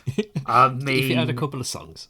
If it had some music in it, maybe. Yeah, maybe. You can't have a Disney film on top of your best of list that isn't a musical. Even WALL-E, which I will admit doesn't have its own musical numbers, has music that is diegetic and memorable and part of the soundtrack, right, to enhance the scenes. But Hercules has the best Disney princess of all time in it. And she's not even a princess, which is she's even not better. even a princess. She doesn't want to fall in love. She's got her own agency, her own backstory, her own reason for doing the things that she wants to do. I can't compare it. I can't compare Atlantis to that. Oh, can I read this next email? Yeah, go. This one is from Squid. Hey, Squid. And it is entitled Digimail, featuring the Digimon the Movie soundtrack. Soundtrack! We We never didn't mentioned the even talk soundtrack. We about never it mentioned at the all, soundtrack. Yeah, with 1 Week by Bare Naked Ladies playing halfway through the movie. And the kids in America. Kids in America, what was that about? Because the last bit was set in America. Yeah, they're not even from America. So, before I ever watched Digimon the movie, I used to go on DigimonTheMovie.com and you could listen to the soundtrack on DigimonTheMovie.com when I was like 8 years old. Okay. Why I did don't know you how do much that? bandwidth I used up. Hey now, you all-star Toonhounds. Prodigious howl. Awoo. Oh, woo. Oh, It's me, resident electrician and part-time Rockefeller skank, Squid Ludwig. I forgot Rockefeller skank was in it as well, God. Hey Digimon, that's another one. That was a fun franchise for a while, and its amalgamation of a movie had a killer soundtrack that went way harder than the already catchy Digimon theme and the ridiculous Digi-Rap. We never talked about the Digi-Rap. oh, I skipped the Digi-Rap. I couldn't do the Digi-Rap. I'm sorry. When was the Digi-Rap? The opening credits. Oh, yeah. I got a taste of that and I was like, nah, Yeah. not for me. I was with already- my kids watching it, and I was like, I'm not going to subject my kids to this. No. Yeah, just- it's child abuse. All my best friends are metalheads and they remember it finally turned. There was a Less Than Jake song in this movie. Yeah. It's unbelievable. Do you think this was just somebody who was like really into third wave ska? Yeah, because there's a Mighty Mighty 100%. Boss Tones song at some point as well. There was no thought to do these songs fit. It was like, No. what CD have you got in your car? I did enjoy the soundtrack actually. Yeah, I did. I did. I did a lot. Yeah. But there's no way that they gave it any thought. It was No. Sid, what? I don't know why I'm picking these random names. Sid, what CDs have you got in your car? I've got Bare Naked Ladies. Right, that's it. Let's go. What else have you got? Kids in America. So stupid. Imagine if he had like the Aquabats in his car at that point. It could have been a completely different mover. I know all the kids in America are looking forward to hearing your upcoming episode on it in 1 week or so from now. He's put all these in caps. So I was in the break room of Toon Towers, brushing up on my Digimon Tamers knowledge by scrolling through the wiki, or going digital, if you will. And there sure were some really good designs from that era. Yeah, Renamon, sure. But especially the 12 Diva that were like based on the Chinese zodiac. That was a cool theme for antagonists, and was always fun to look forward to seeing which animal of the zodiac they would face next. Yeah, that's a good thing about Digimon that I enjoy, seeing what they were going to fight. Now I want to look it up. Let's kick it up with some questions. Here we go. Oh. 1. Of the Digimon you've seen, which is your favourite digital monster? Oh, God. If I got to answer this? Yeah, you've got to answer it, yeah. I mean, I already know what my favourite Digimon is. It's Tentomon. Probably Guilmon, just because it was a bit different and it looked like the sort of things I designed when I was 10. Do you know who you would love? Go on. Gundramon. I'm going to check. Nate, tell us yours while I'm doing this banal research. Gabumon. I always liked Gabumon. Gabumon's good. I like Gabumon. Gundramon is like the Punisher. He's just a dinosaur with guns. Dinosaur with long talons, dinosaur with long talons and jets, and then dinosaur with long talons, jets, and just guns coming out of every orifice. He's got a gun on his head. Yeah, he's just a gun. Look up Deputymon as well. Deputymon. Is he the star? Oh, the guy who is a gun. Yeah, he's just a gun. A gun with a cowboy that design's hat. fun. That design's fun. It's like a black maid, but with It looks like Vivi from Final Fantasy IX. If he was a gun. If he was a gun. This show is insane. It's absolutely insane. Question number of the 2. If you were did we to ask design... Nate what his was? Sorry, Nate. What was yours? Gabumon. Oh, it was Gabumon. Gabumon. Yeah. Wait a minute. I need to check this. Gabumon. He's the one who digivolves into Garurumon. Oh, I like him. He looks cool. What was yours, Spiv? Mine's Tentomon, which is a very, very me pick. Oh, the one that was in the movie that Yeah, transformed into another and then morphed. Yeah, you're a bug Pokemon person, Yeah. though, so. If you were to design a Digimon, what would it be? Well, now I just want to put more guns. Just go more guns. Gunmon. Every surface needs to have a gun. There's a Digimon called Commandramon, which is like a dinosaur, but he's wearing like camouflage jacket and has a rifle. Oh my god. Okay. Yeah. Mandramon. Oh god, yeah. I'm going to embarrass myself. Alright, go on. I already have like Digimon OCs of like Digimon that I've made up and drawn in the past. Oh, So, I want yeah. to see old drawings. Yeah, I don't know where they are now. They used to be on DeviantArt, but I don't think I've got that account anymore. But I've got one called Pendramon, which is like an Excalibur King Arthur themed one, where it was like a little reptile guy, but he had a sword. And I've got a squirrel called Covermon, and I had one called Attilamon, which isn't a very inventive one, but he was like a beast type. And I got like a squid called Melbamon as well. But yeah, I've made Digimon in the past. I'm that kind of gigantic dweebus who had an internet account when I was 9 years old. I've got an idea. I would call mine Chiroptramon, Yeah, and nice. it would be a bat, but Yeah. as it evolved up the chain, it would start to then get the standard legs and arms, but when it was in its ultimate Digivolution, Yeah. its wings would be replaced by those mech anime jet engines. Oh, sick. There you go. Yeah, that's cool. That's cool I as thought hell. it through. Like Yeah. the flesh would come off the wings, and you know when like in Gundam they have the sort of like air brakes that are like really long shards of metal. Yeah. Like that. That's what it'd have. The wings would become that, and it would have giant jets. There you go. I thought about it. I gave it some thought. Yeah, he did a legitimate answer. He gave a legitimate answer. Good job, Rich. Yeah. Thanks.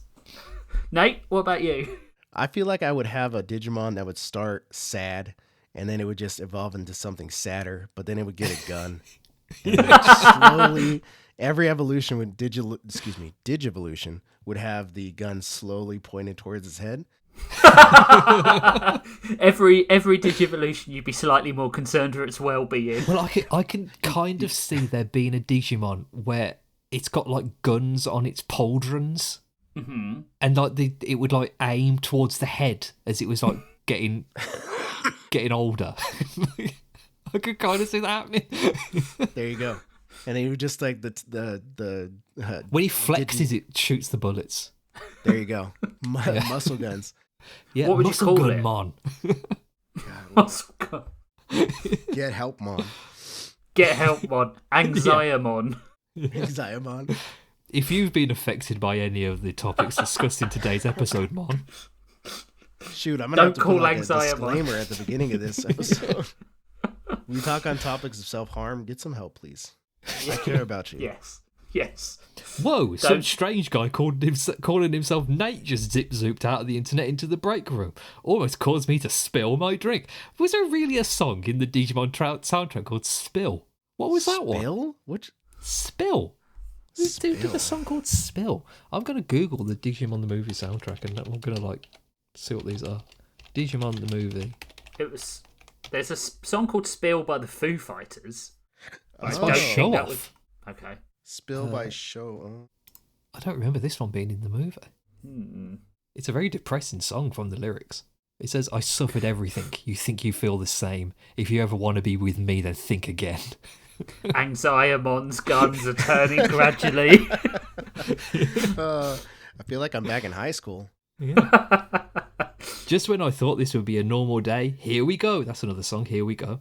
He says he's from the real world outside of this audio medium. That's nowhere near, that's another one, something I could wrap my worldview around. But he also claims his Palm Pilot or Tamagotchi looking thing can help us achieve our final form. So instead of reporting him to Toon Security or sending him down to see V for the run around, I sent him upstairs to talk to you hounds. Probably make a good episode of the show. At least that's the impression that I get. I hear.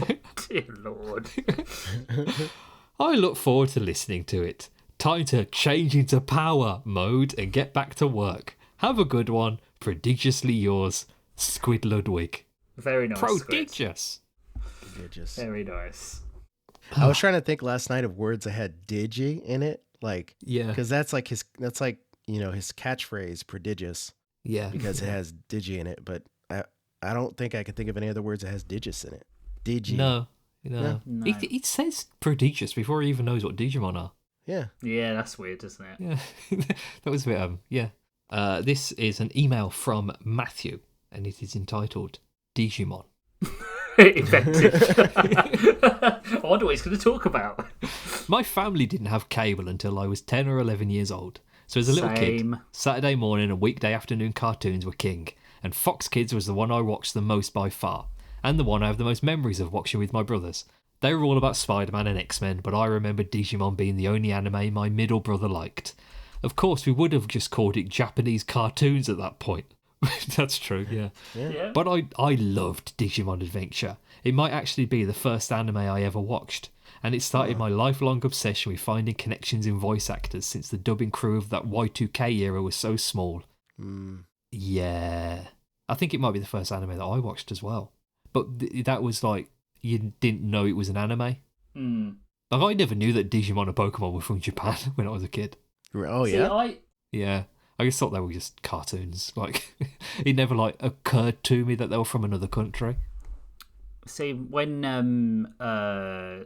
we had the Sci-Fi channel in the UK, on Friday they used to show anime and Japanese films and stuff like that. It used to be like a 3-hour slot, and they used to show some old kung fu film, and then like cartoons, like Ghost in the Shell used to be on, and like things Aeon like Flux or something. Aeon Flux, and what's the I can't remember what her name is.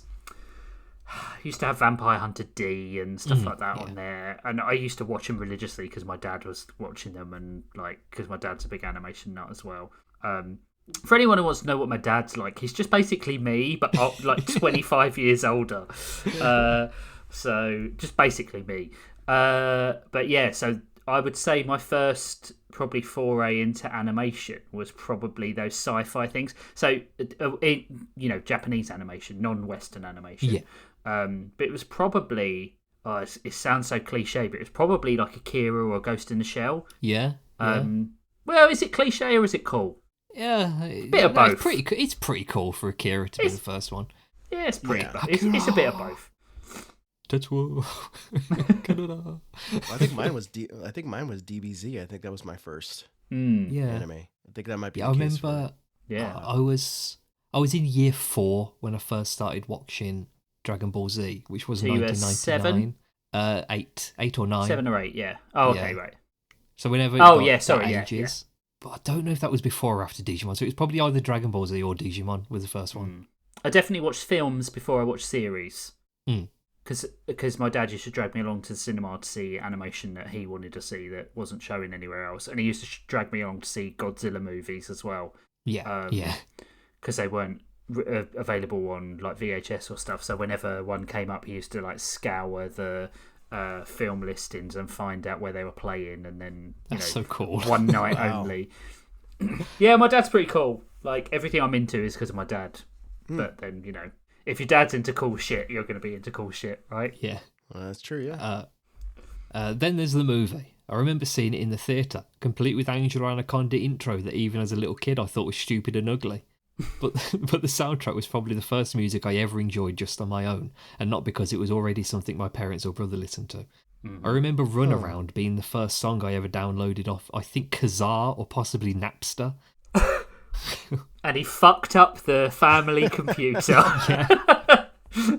And my brother's making fun of me for listening to it all the time. But joke's on them, because their kids are all anime fans, and one of my brother's wives actually has a Chopper from One Piece tattooed on her forearm, so the weebs won out in the end. Yay! The way that was written, one of my brother's wives, it sort of sounds like he's got multiple wives. It does. Matt's Mormon family. As for a question, what was the first Japanese cartoon you remember watching? We've already yeah, there you go. We preempted you. I'll narrow it down to the ones that you specifically knew were from Japan, not like Animaniacs or something that was animated in Japan but was a US production. Yeah, I think we've answered that, haven't we? I'm going to see if I can remember, because I distinctly remember the character. Play me out, Johnny. It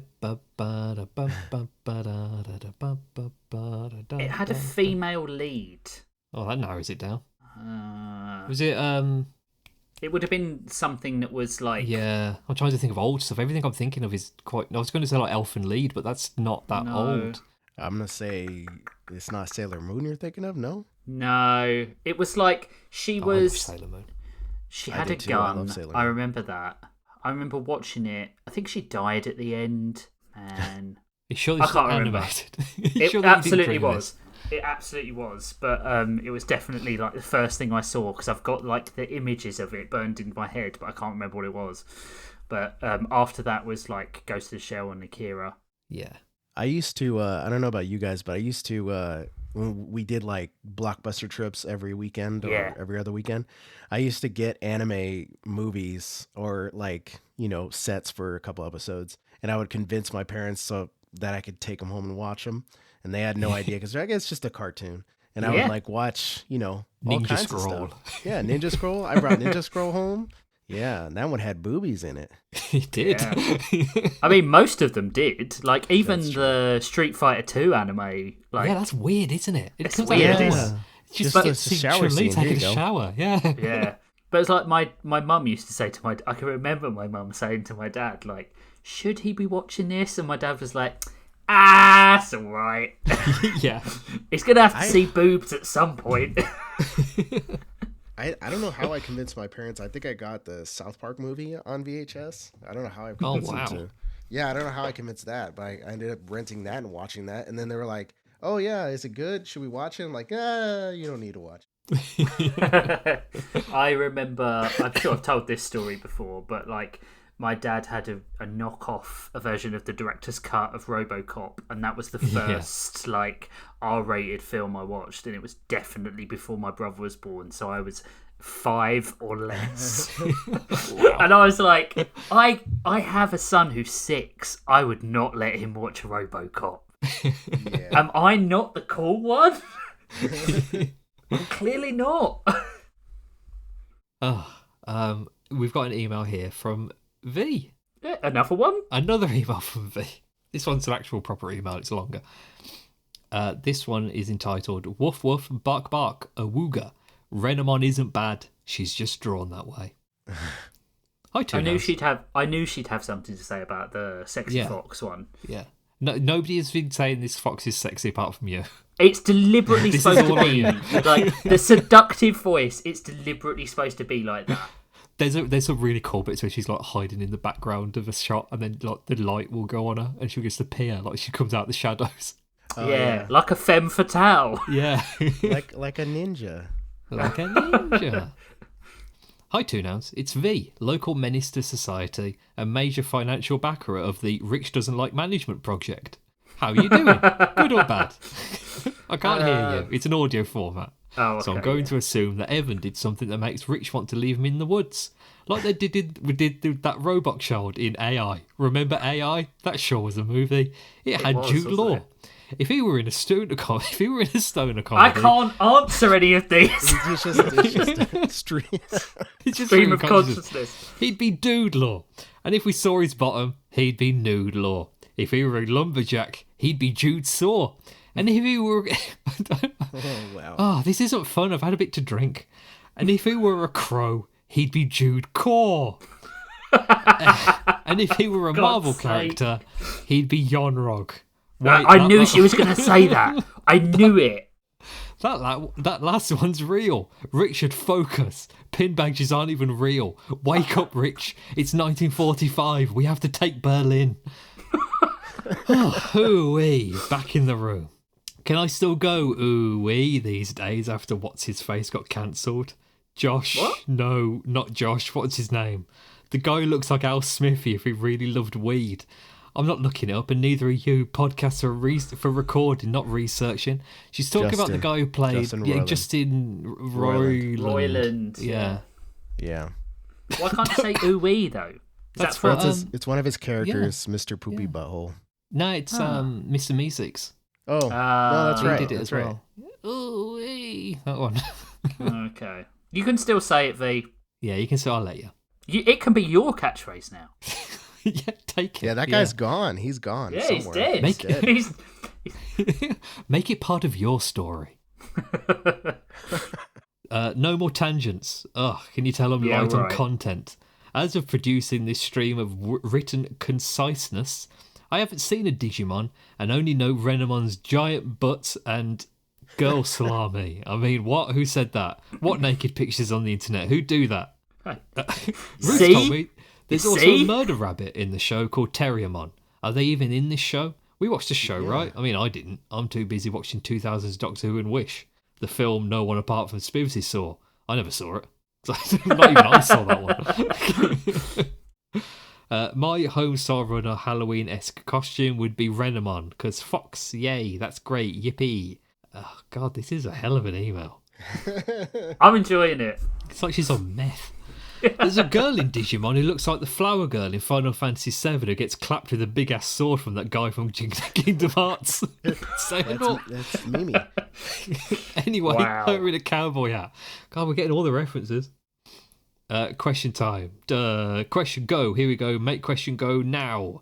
It's been several minutes. I don't know. Questions. Wine or cheese? I don't know.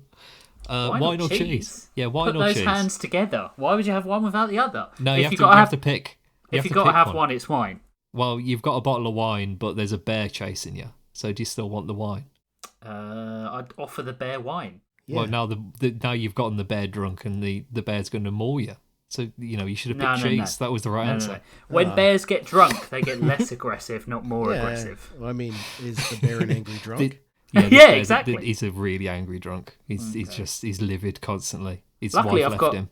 Luckily, I've got you two with me, so I'll just go the other way. You deal with the bear. You've just got to run faster than us. Yeah, I'm still very sick, so I will not make it. Oh, that was a reference to a YouTube show called on Hat Films, where they used to play a game called Wine or Cheese, and it would usually end with somebody getting attacked by a bear. And V is probably the only person other than me who recognises that reference, which is why she said wine or cheese. So there's your reference to it. See, wow. I played along, V. Da, da, da. It's like you two were made for each other. Richard, did you know people make suggestions for episodes in the Toonhounds Discord? Yep, I do. Yep. V. What's your suggestion though, V? Atlantis? Oh, again? wait. Oh, do you know what? If she wanted to watch Atlantis, I would invite her on to watch Atlantis. Come on and watch Atlantis. Prove to me why it's good. We'll have. I tell you what, we'll do Maritime Disney. We'll do Atlantis and Treasure Planet. Treasure Planet isn't maritime because they're in space. It's based on Treasure Island. Yeah, but I know, but they don't actually go on a boat. They're in spaceships. That's not maritime. That is not we'd have to do Pinocchio. The closest is Pinocchio. What about Finding? We could do Pixar as well, so we could do Finding Nemo. True. Yeah, we could do. Moana. I'd do that. Atlantis and Moana. Nautical sounds Disney. like a good episode. Good be on that one. Yeah. Yeah, exactly. Yeah. I love a nautical theme. Yeah. I'd wear a sailor's hat. We've got another email from V. Jesus Christ. It's a fabled third V email. It just never ends. We've had 3 mail. Hi, Nate. I didn't know you were on this one. When are you letting Squid and V take over, like when Bouncer and the other guy would break into the BBC to present the broom closet on CBBC? Haha. V. I don't understand that reference. Isn't Bouncer the dog from We're Just Normal Men? Yeah, it is, yeah. Okay. Oh. Yeah. I don't know how to respond to that email. No, I don't either. Let's just move on.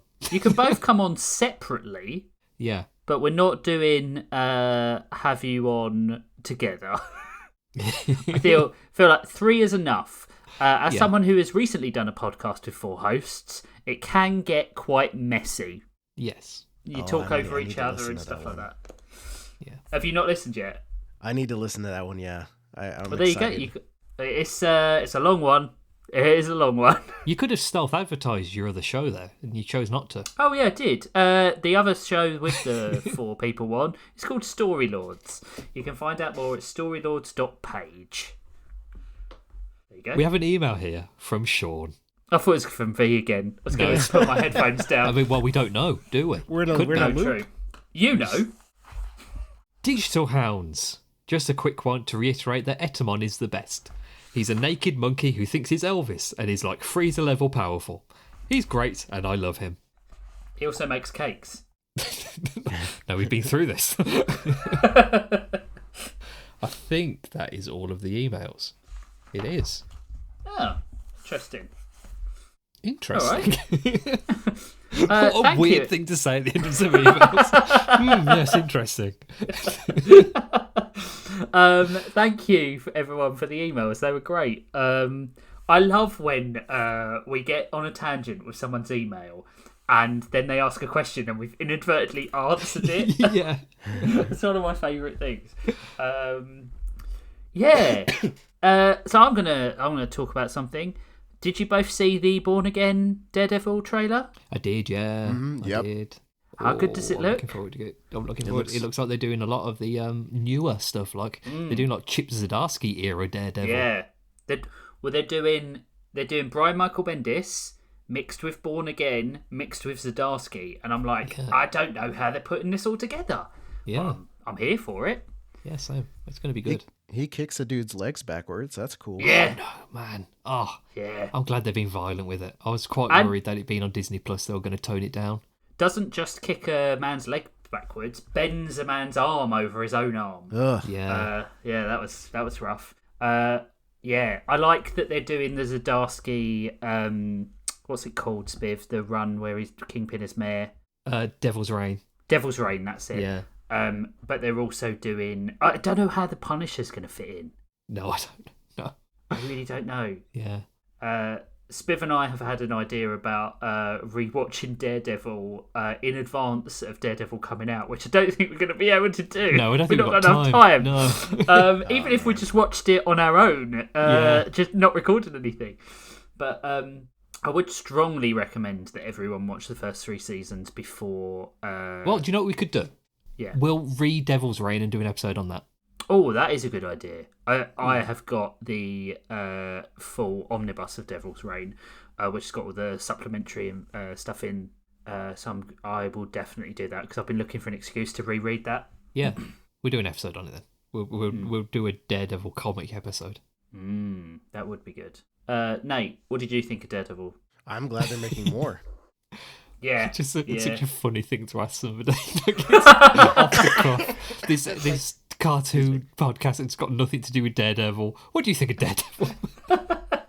I think Daredevil's pretty neat. Have you? It's pretty neat. If you haven't already, I would very heavily recommend, like I recommend to everyone, starting at Kevin Smith's run, going all the way through to modern day. I'm not too big on the latest guy's run. I can't remember his name. I don't think I've read any of the new one. It was new okay. Elektra is still Daredevil. Yeah. And I quite like that, but it's not, the story's not been as interesting. But like, if you could read from Kevin Smith to Chip Zdarsky, you have got about 20 years of comics that, with the exception of one major storyline, is probably the best thing Marvel has done in about 50 years. Yeah, pretty much. Apart from House of X, Powers of X. Yeah. And the Krakoa era for X-Men. But it's been a fun 20 years being a Daredevil fan. Oh, so good. So good. It's really good. Nate, do you actually actively read comics now? You know, I don't. I was gonna say you guys know a lot more about comics than I ever have. I mean, I don't know. I have friends, excuse me, close friends who are very, very into comics. They've read comics their whole lives. They have entire bookshelves like you do, Rich. Mm-hmm.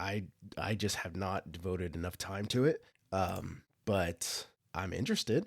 So I don't know. What I would do, I would, in my weird comic, like drug dealer type method that I use to try and get everyone hooked, I would get a subscription to, what is it, Marvel Now? Marvel Unlimited. Marvel Unlimited, yeah. And just find something that you love. Like, there is so much stuff on there now. Like, I always suggest 3 comics for people to read and start them off. Daredevil, the Man Without Fear, the first run of Ultimate Spider-Man, and the first run of Ed Brubaker's Captain America with the Winter Soldier. And if you can't find something you like in those 3 stories, I don't think I think like give up. Like, you know, comics might not be the thing. You might prefer the cartoons or the films or something like that. But those 3 comics are pretty much the starter set. Like, you don't have to have any prior knowledge. You could like just pick them up and just read them and be done. But yeah, I read a lot more now. I have got subscriptions to. I alternate. I go 6 months, a year on, a year off. Yeah. So I did Marvel Unlimited, and then I did the DC one. At the moment, I've read the whole of Batman from, I think it was Nightfall to modern day, and that was a heavy undertaking. But like, Batman's got some great stories, man. I read the Tom King run recently, and it's so good. So There's good. a YouTuber. I'm gonna have to look up the name of him because I feel really stupid talking about him if I don't actually know what his name is. Alex Lennon, I think. Mm-hmm. He does. Yeah, it is Alex Lennon. He does like history of different characters. So he did he did like the history of Spider-Man, where he went and read every Spider-Man comic of the main Amazing Spider-Man and Spectacular Spider-Man, and then did like it's a really good video.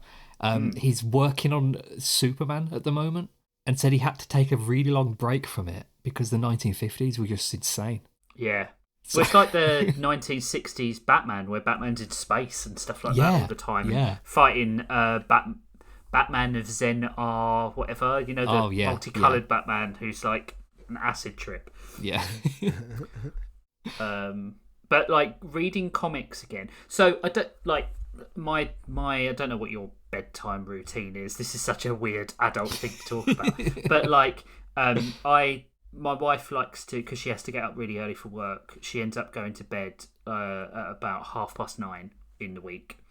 And I have always resolved to go to bed when Rachel goes to bed because I don't want to disturb her, right? But I don't sleep at, like, my wife's head hits the pillow and then she's asleep. And I am not so lucky.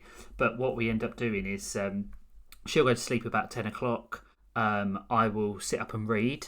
But some days I don't want to read a novel. I don't want to read a book. And my middle ground is, well, I can read a comic because I like to read every day. Like, I don't want to watch YouTube because it disturbs my sleep patterns and stuff. Yeah. So I will read a comic, and reading comics on the iPad is so good. It's just It's just like there's a serotonin hit of like flicking the pages and being able to zoom in on the panels and stuff like that. It's just super fun. I got the whole reason I bought a tablet was so that I could read comics on it. Yeah, or manga, I'm thinking, at least. Yeah, it's well worth it, but it's more worth it if you can find like a discount code so you can try it or do like you can do a 3-month trial. Normally, so it's well worth it. Anyone who wants to, we're not sponsored by Marvel Unlimited. Oh, I wish we were. Jeez, that'd be fantastic. Can you imagine? Yeah, that would be good. You guys want to do more comic episodes? Yeah. But I mean, I tried to get a sponsorship from Pluto. Link. Yeah, I tried to get one from Pluto. The streaming service. They never emailed me back, so never heard back from that one.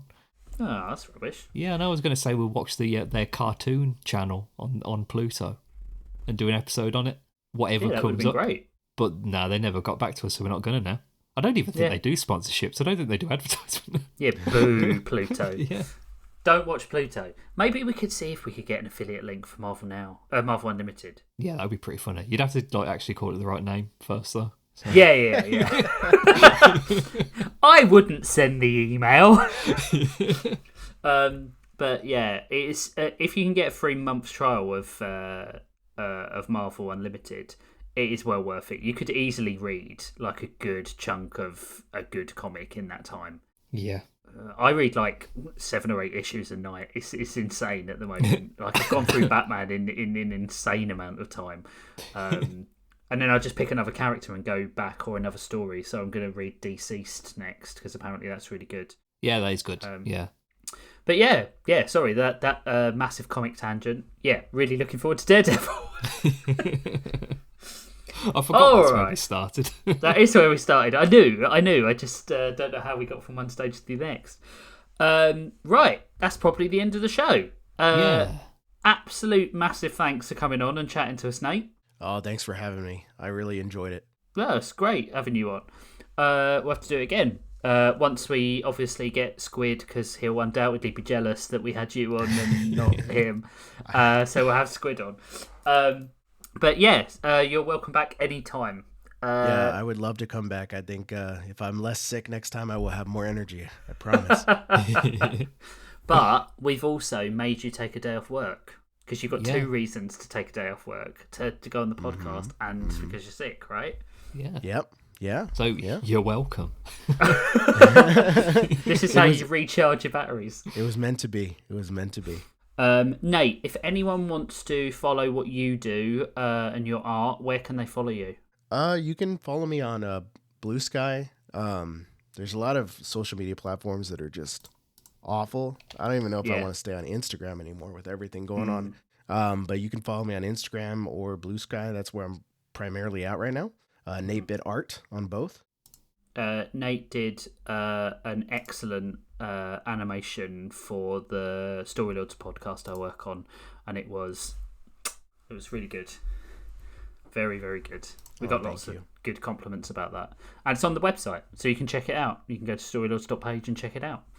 Oh, that's nice. Right, next episode, what are we doing? What are we calling it?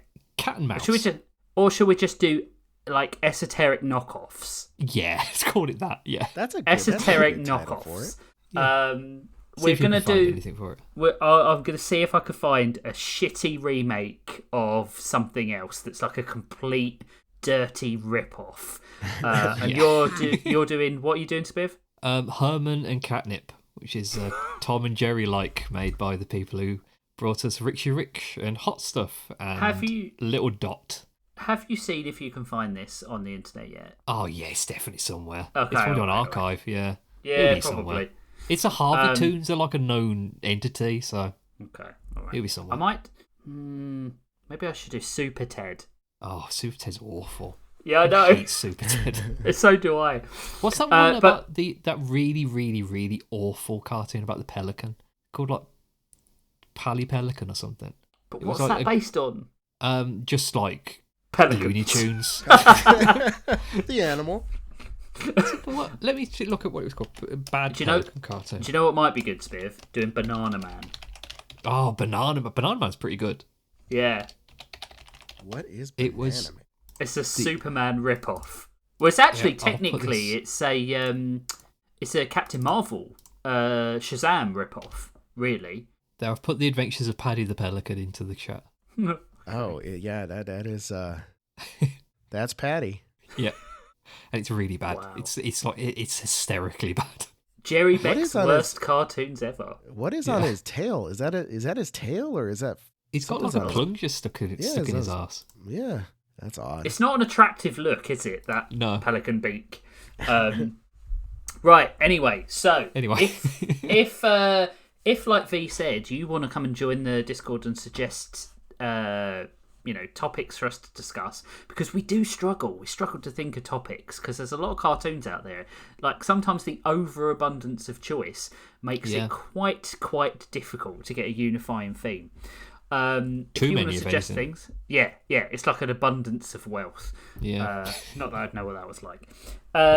So if you want to suggest some Toon themes, then you come over to patreon.com/Toonhounds and you can support us there. You get access to the Discord. You get access to the sidecasts we do when we do them, which we'll read Devil's Reign. That's the next one we'll do. Yeah. I've got some time off now, so we'll do it next week. So we'll talk about that, and that will be available only on the Patreon. But yeah, it's good. It's also good to just support any media that you like, really, because otherwise support local artists. That's what we are. We're local artists. But artists with an E at the end. You've been drinking rum. I've been drinking rum. I've only had a glass and a half. I'm not, I'm not going to drink. I'm not completely sloshed or anything. Sometimes in the middle of the week, you do need a drink. Yeah. It's only or Tuesday. It'll be like in my head, I'm talking very normally, like how I usually would. But like in real life, I'll go like. No, you're not. You're not slurring. Don't worry. Completely nonsensical this entire time. You guys should do an episode where you guys are just completely gone, wasted. I can't remember what it was. There was an episode of Storylords I'd done when I was pretty drunk. I can't remember what it was. It might have been a season catch-up or something like that. But you can tell when I'm drunk because my humour gets slightly more nasty. If you ever think I'm being a bit more cutting than I usually am, which is hard to tell, obviously, but it's normally because I've had too much to drink. Oh no! Yeah, That's the secret. I get loud when I'm drunk. shout. Like Jeff, Josh, and I have a little Discord, WhatsApp channel that we talk about the show because it's easier than doing it in Discord because of the time difference. And Jeff said something about something heartfelt about people not liking him, and I said, I don't know, Jeff, have you met you? And I was like, oh god, why did I say that? It's because I've had too much to drink.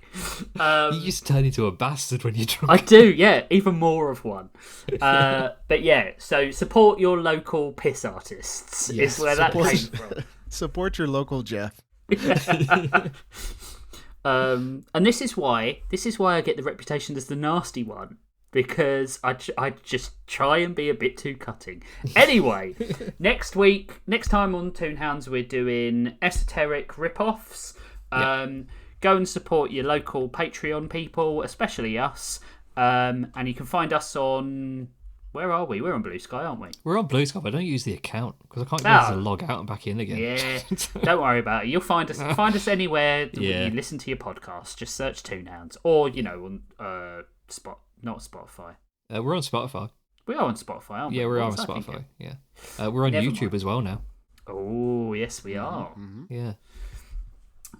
But yeah, support your local people, and be kind to your friends and hug them close because it's Monday. It's Tuesday actually. Monday was yesterday, but this was the first proper day of Dickhead's this is coming presidency. out on a Monday, so that works. That's true. But yeah, we've got 4 years of not very nice times ahead of us, I don't think. Yeah. So keep your friends close and your enemies down a hole somewhere. Yeah, take care of each other. Yeah, exactly. Right, see you soon. Bye.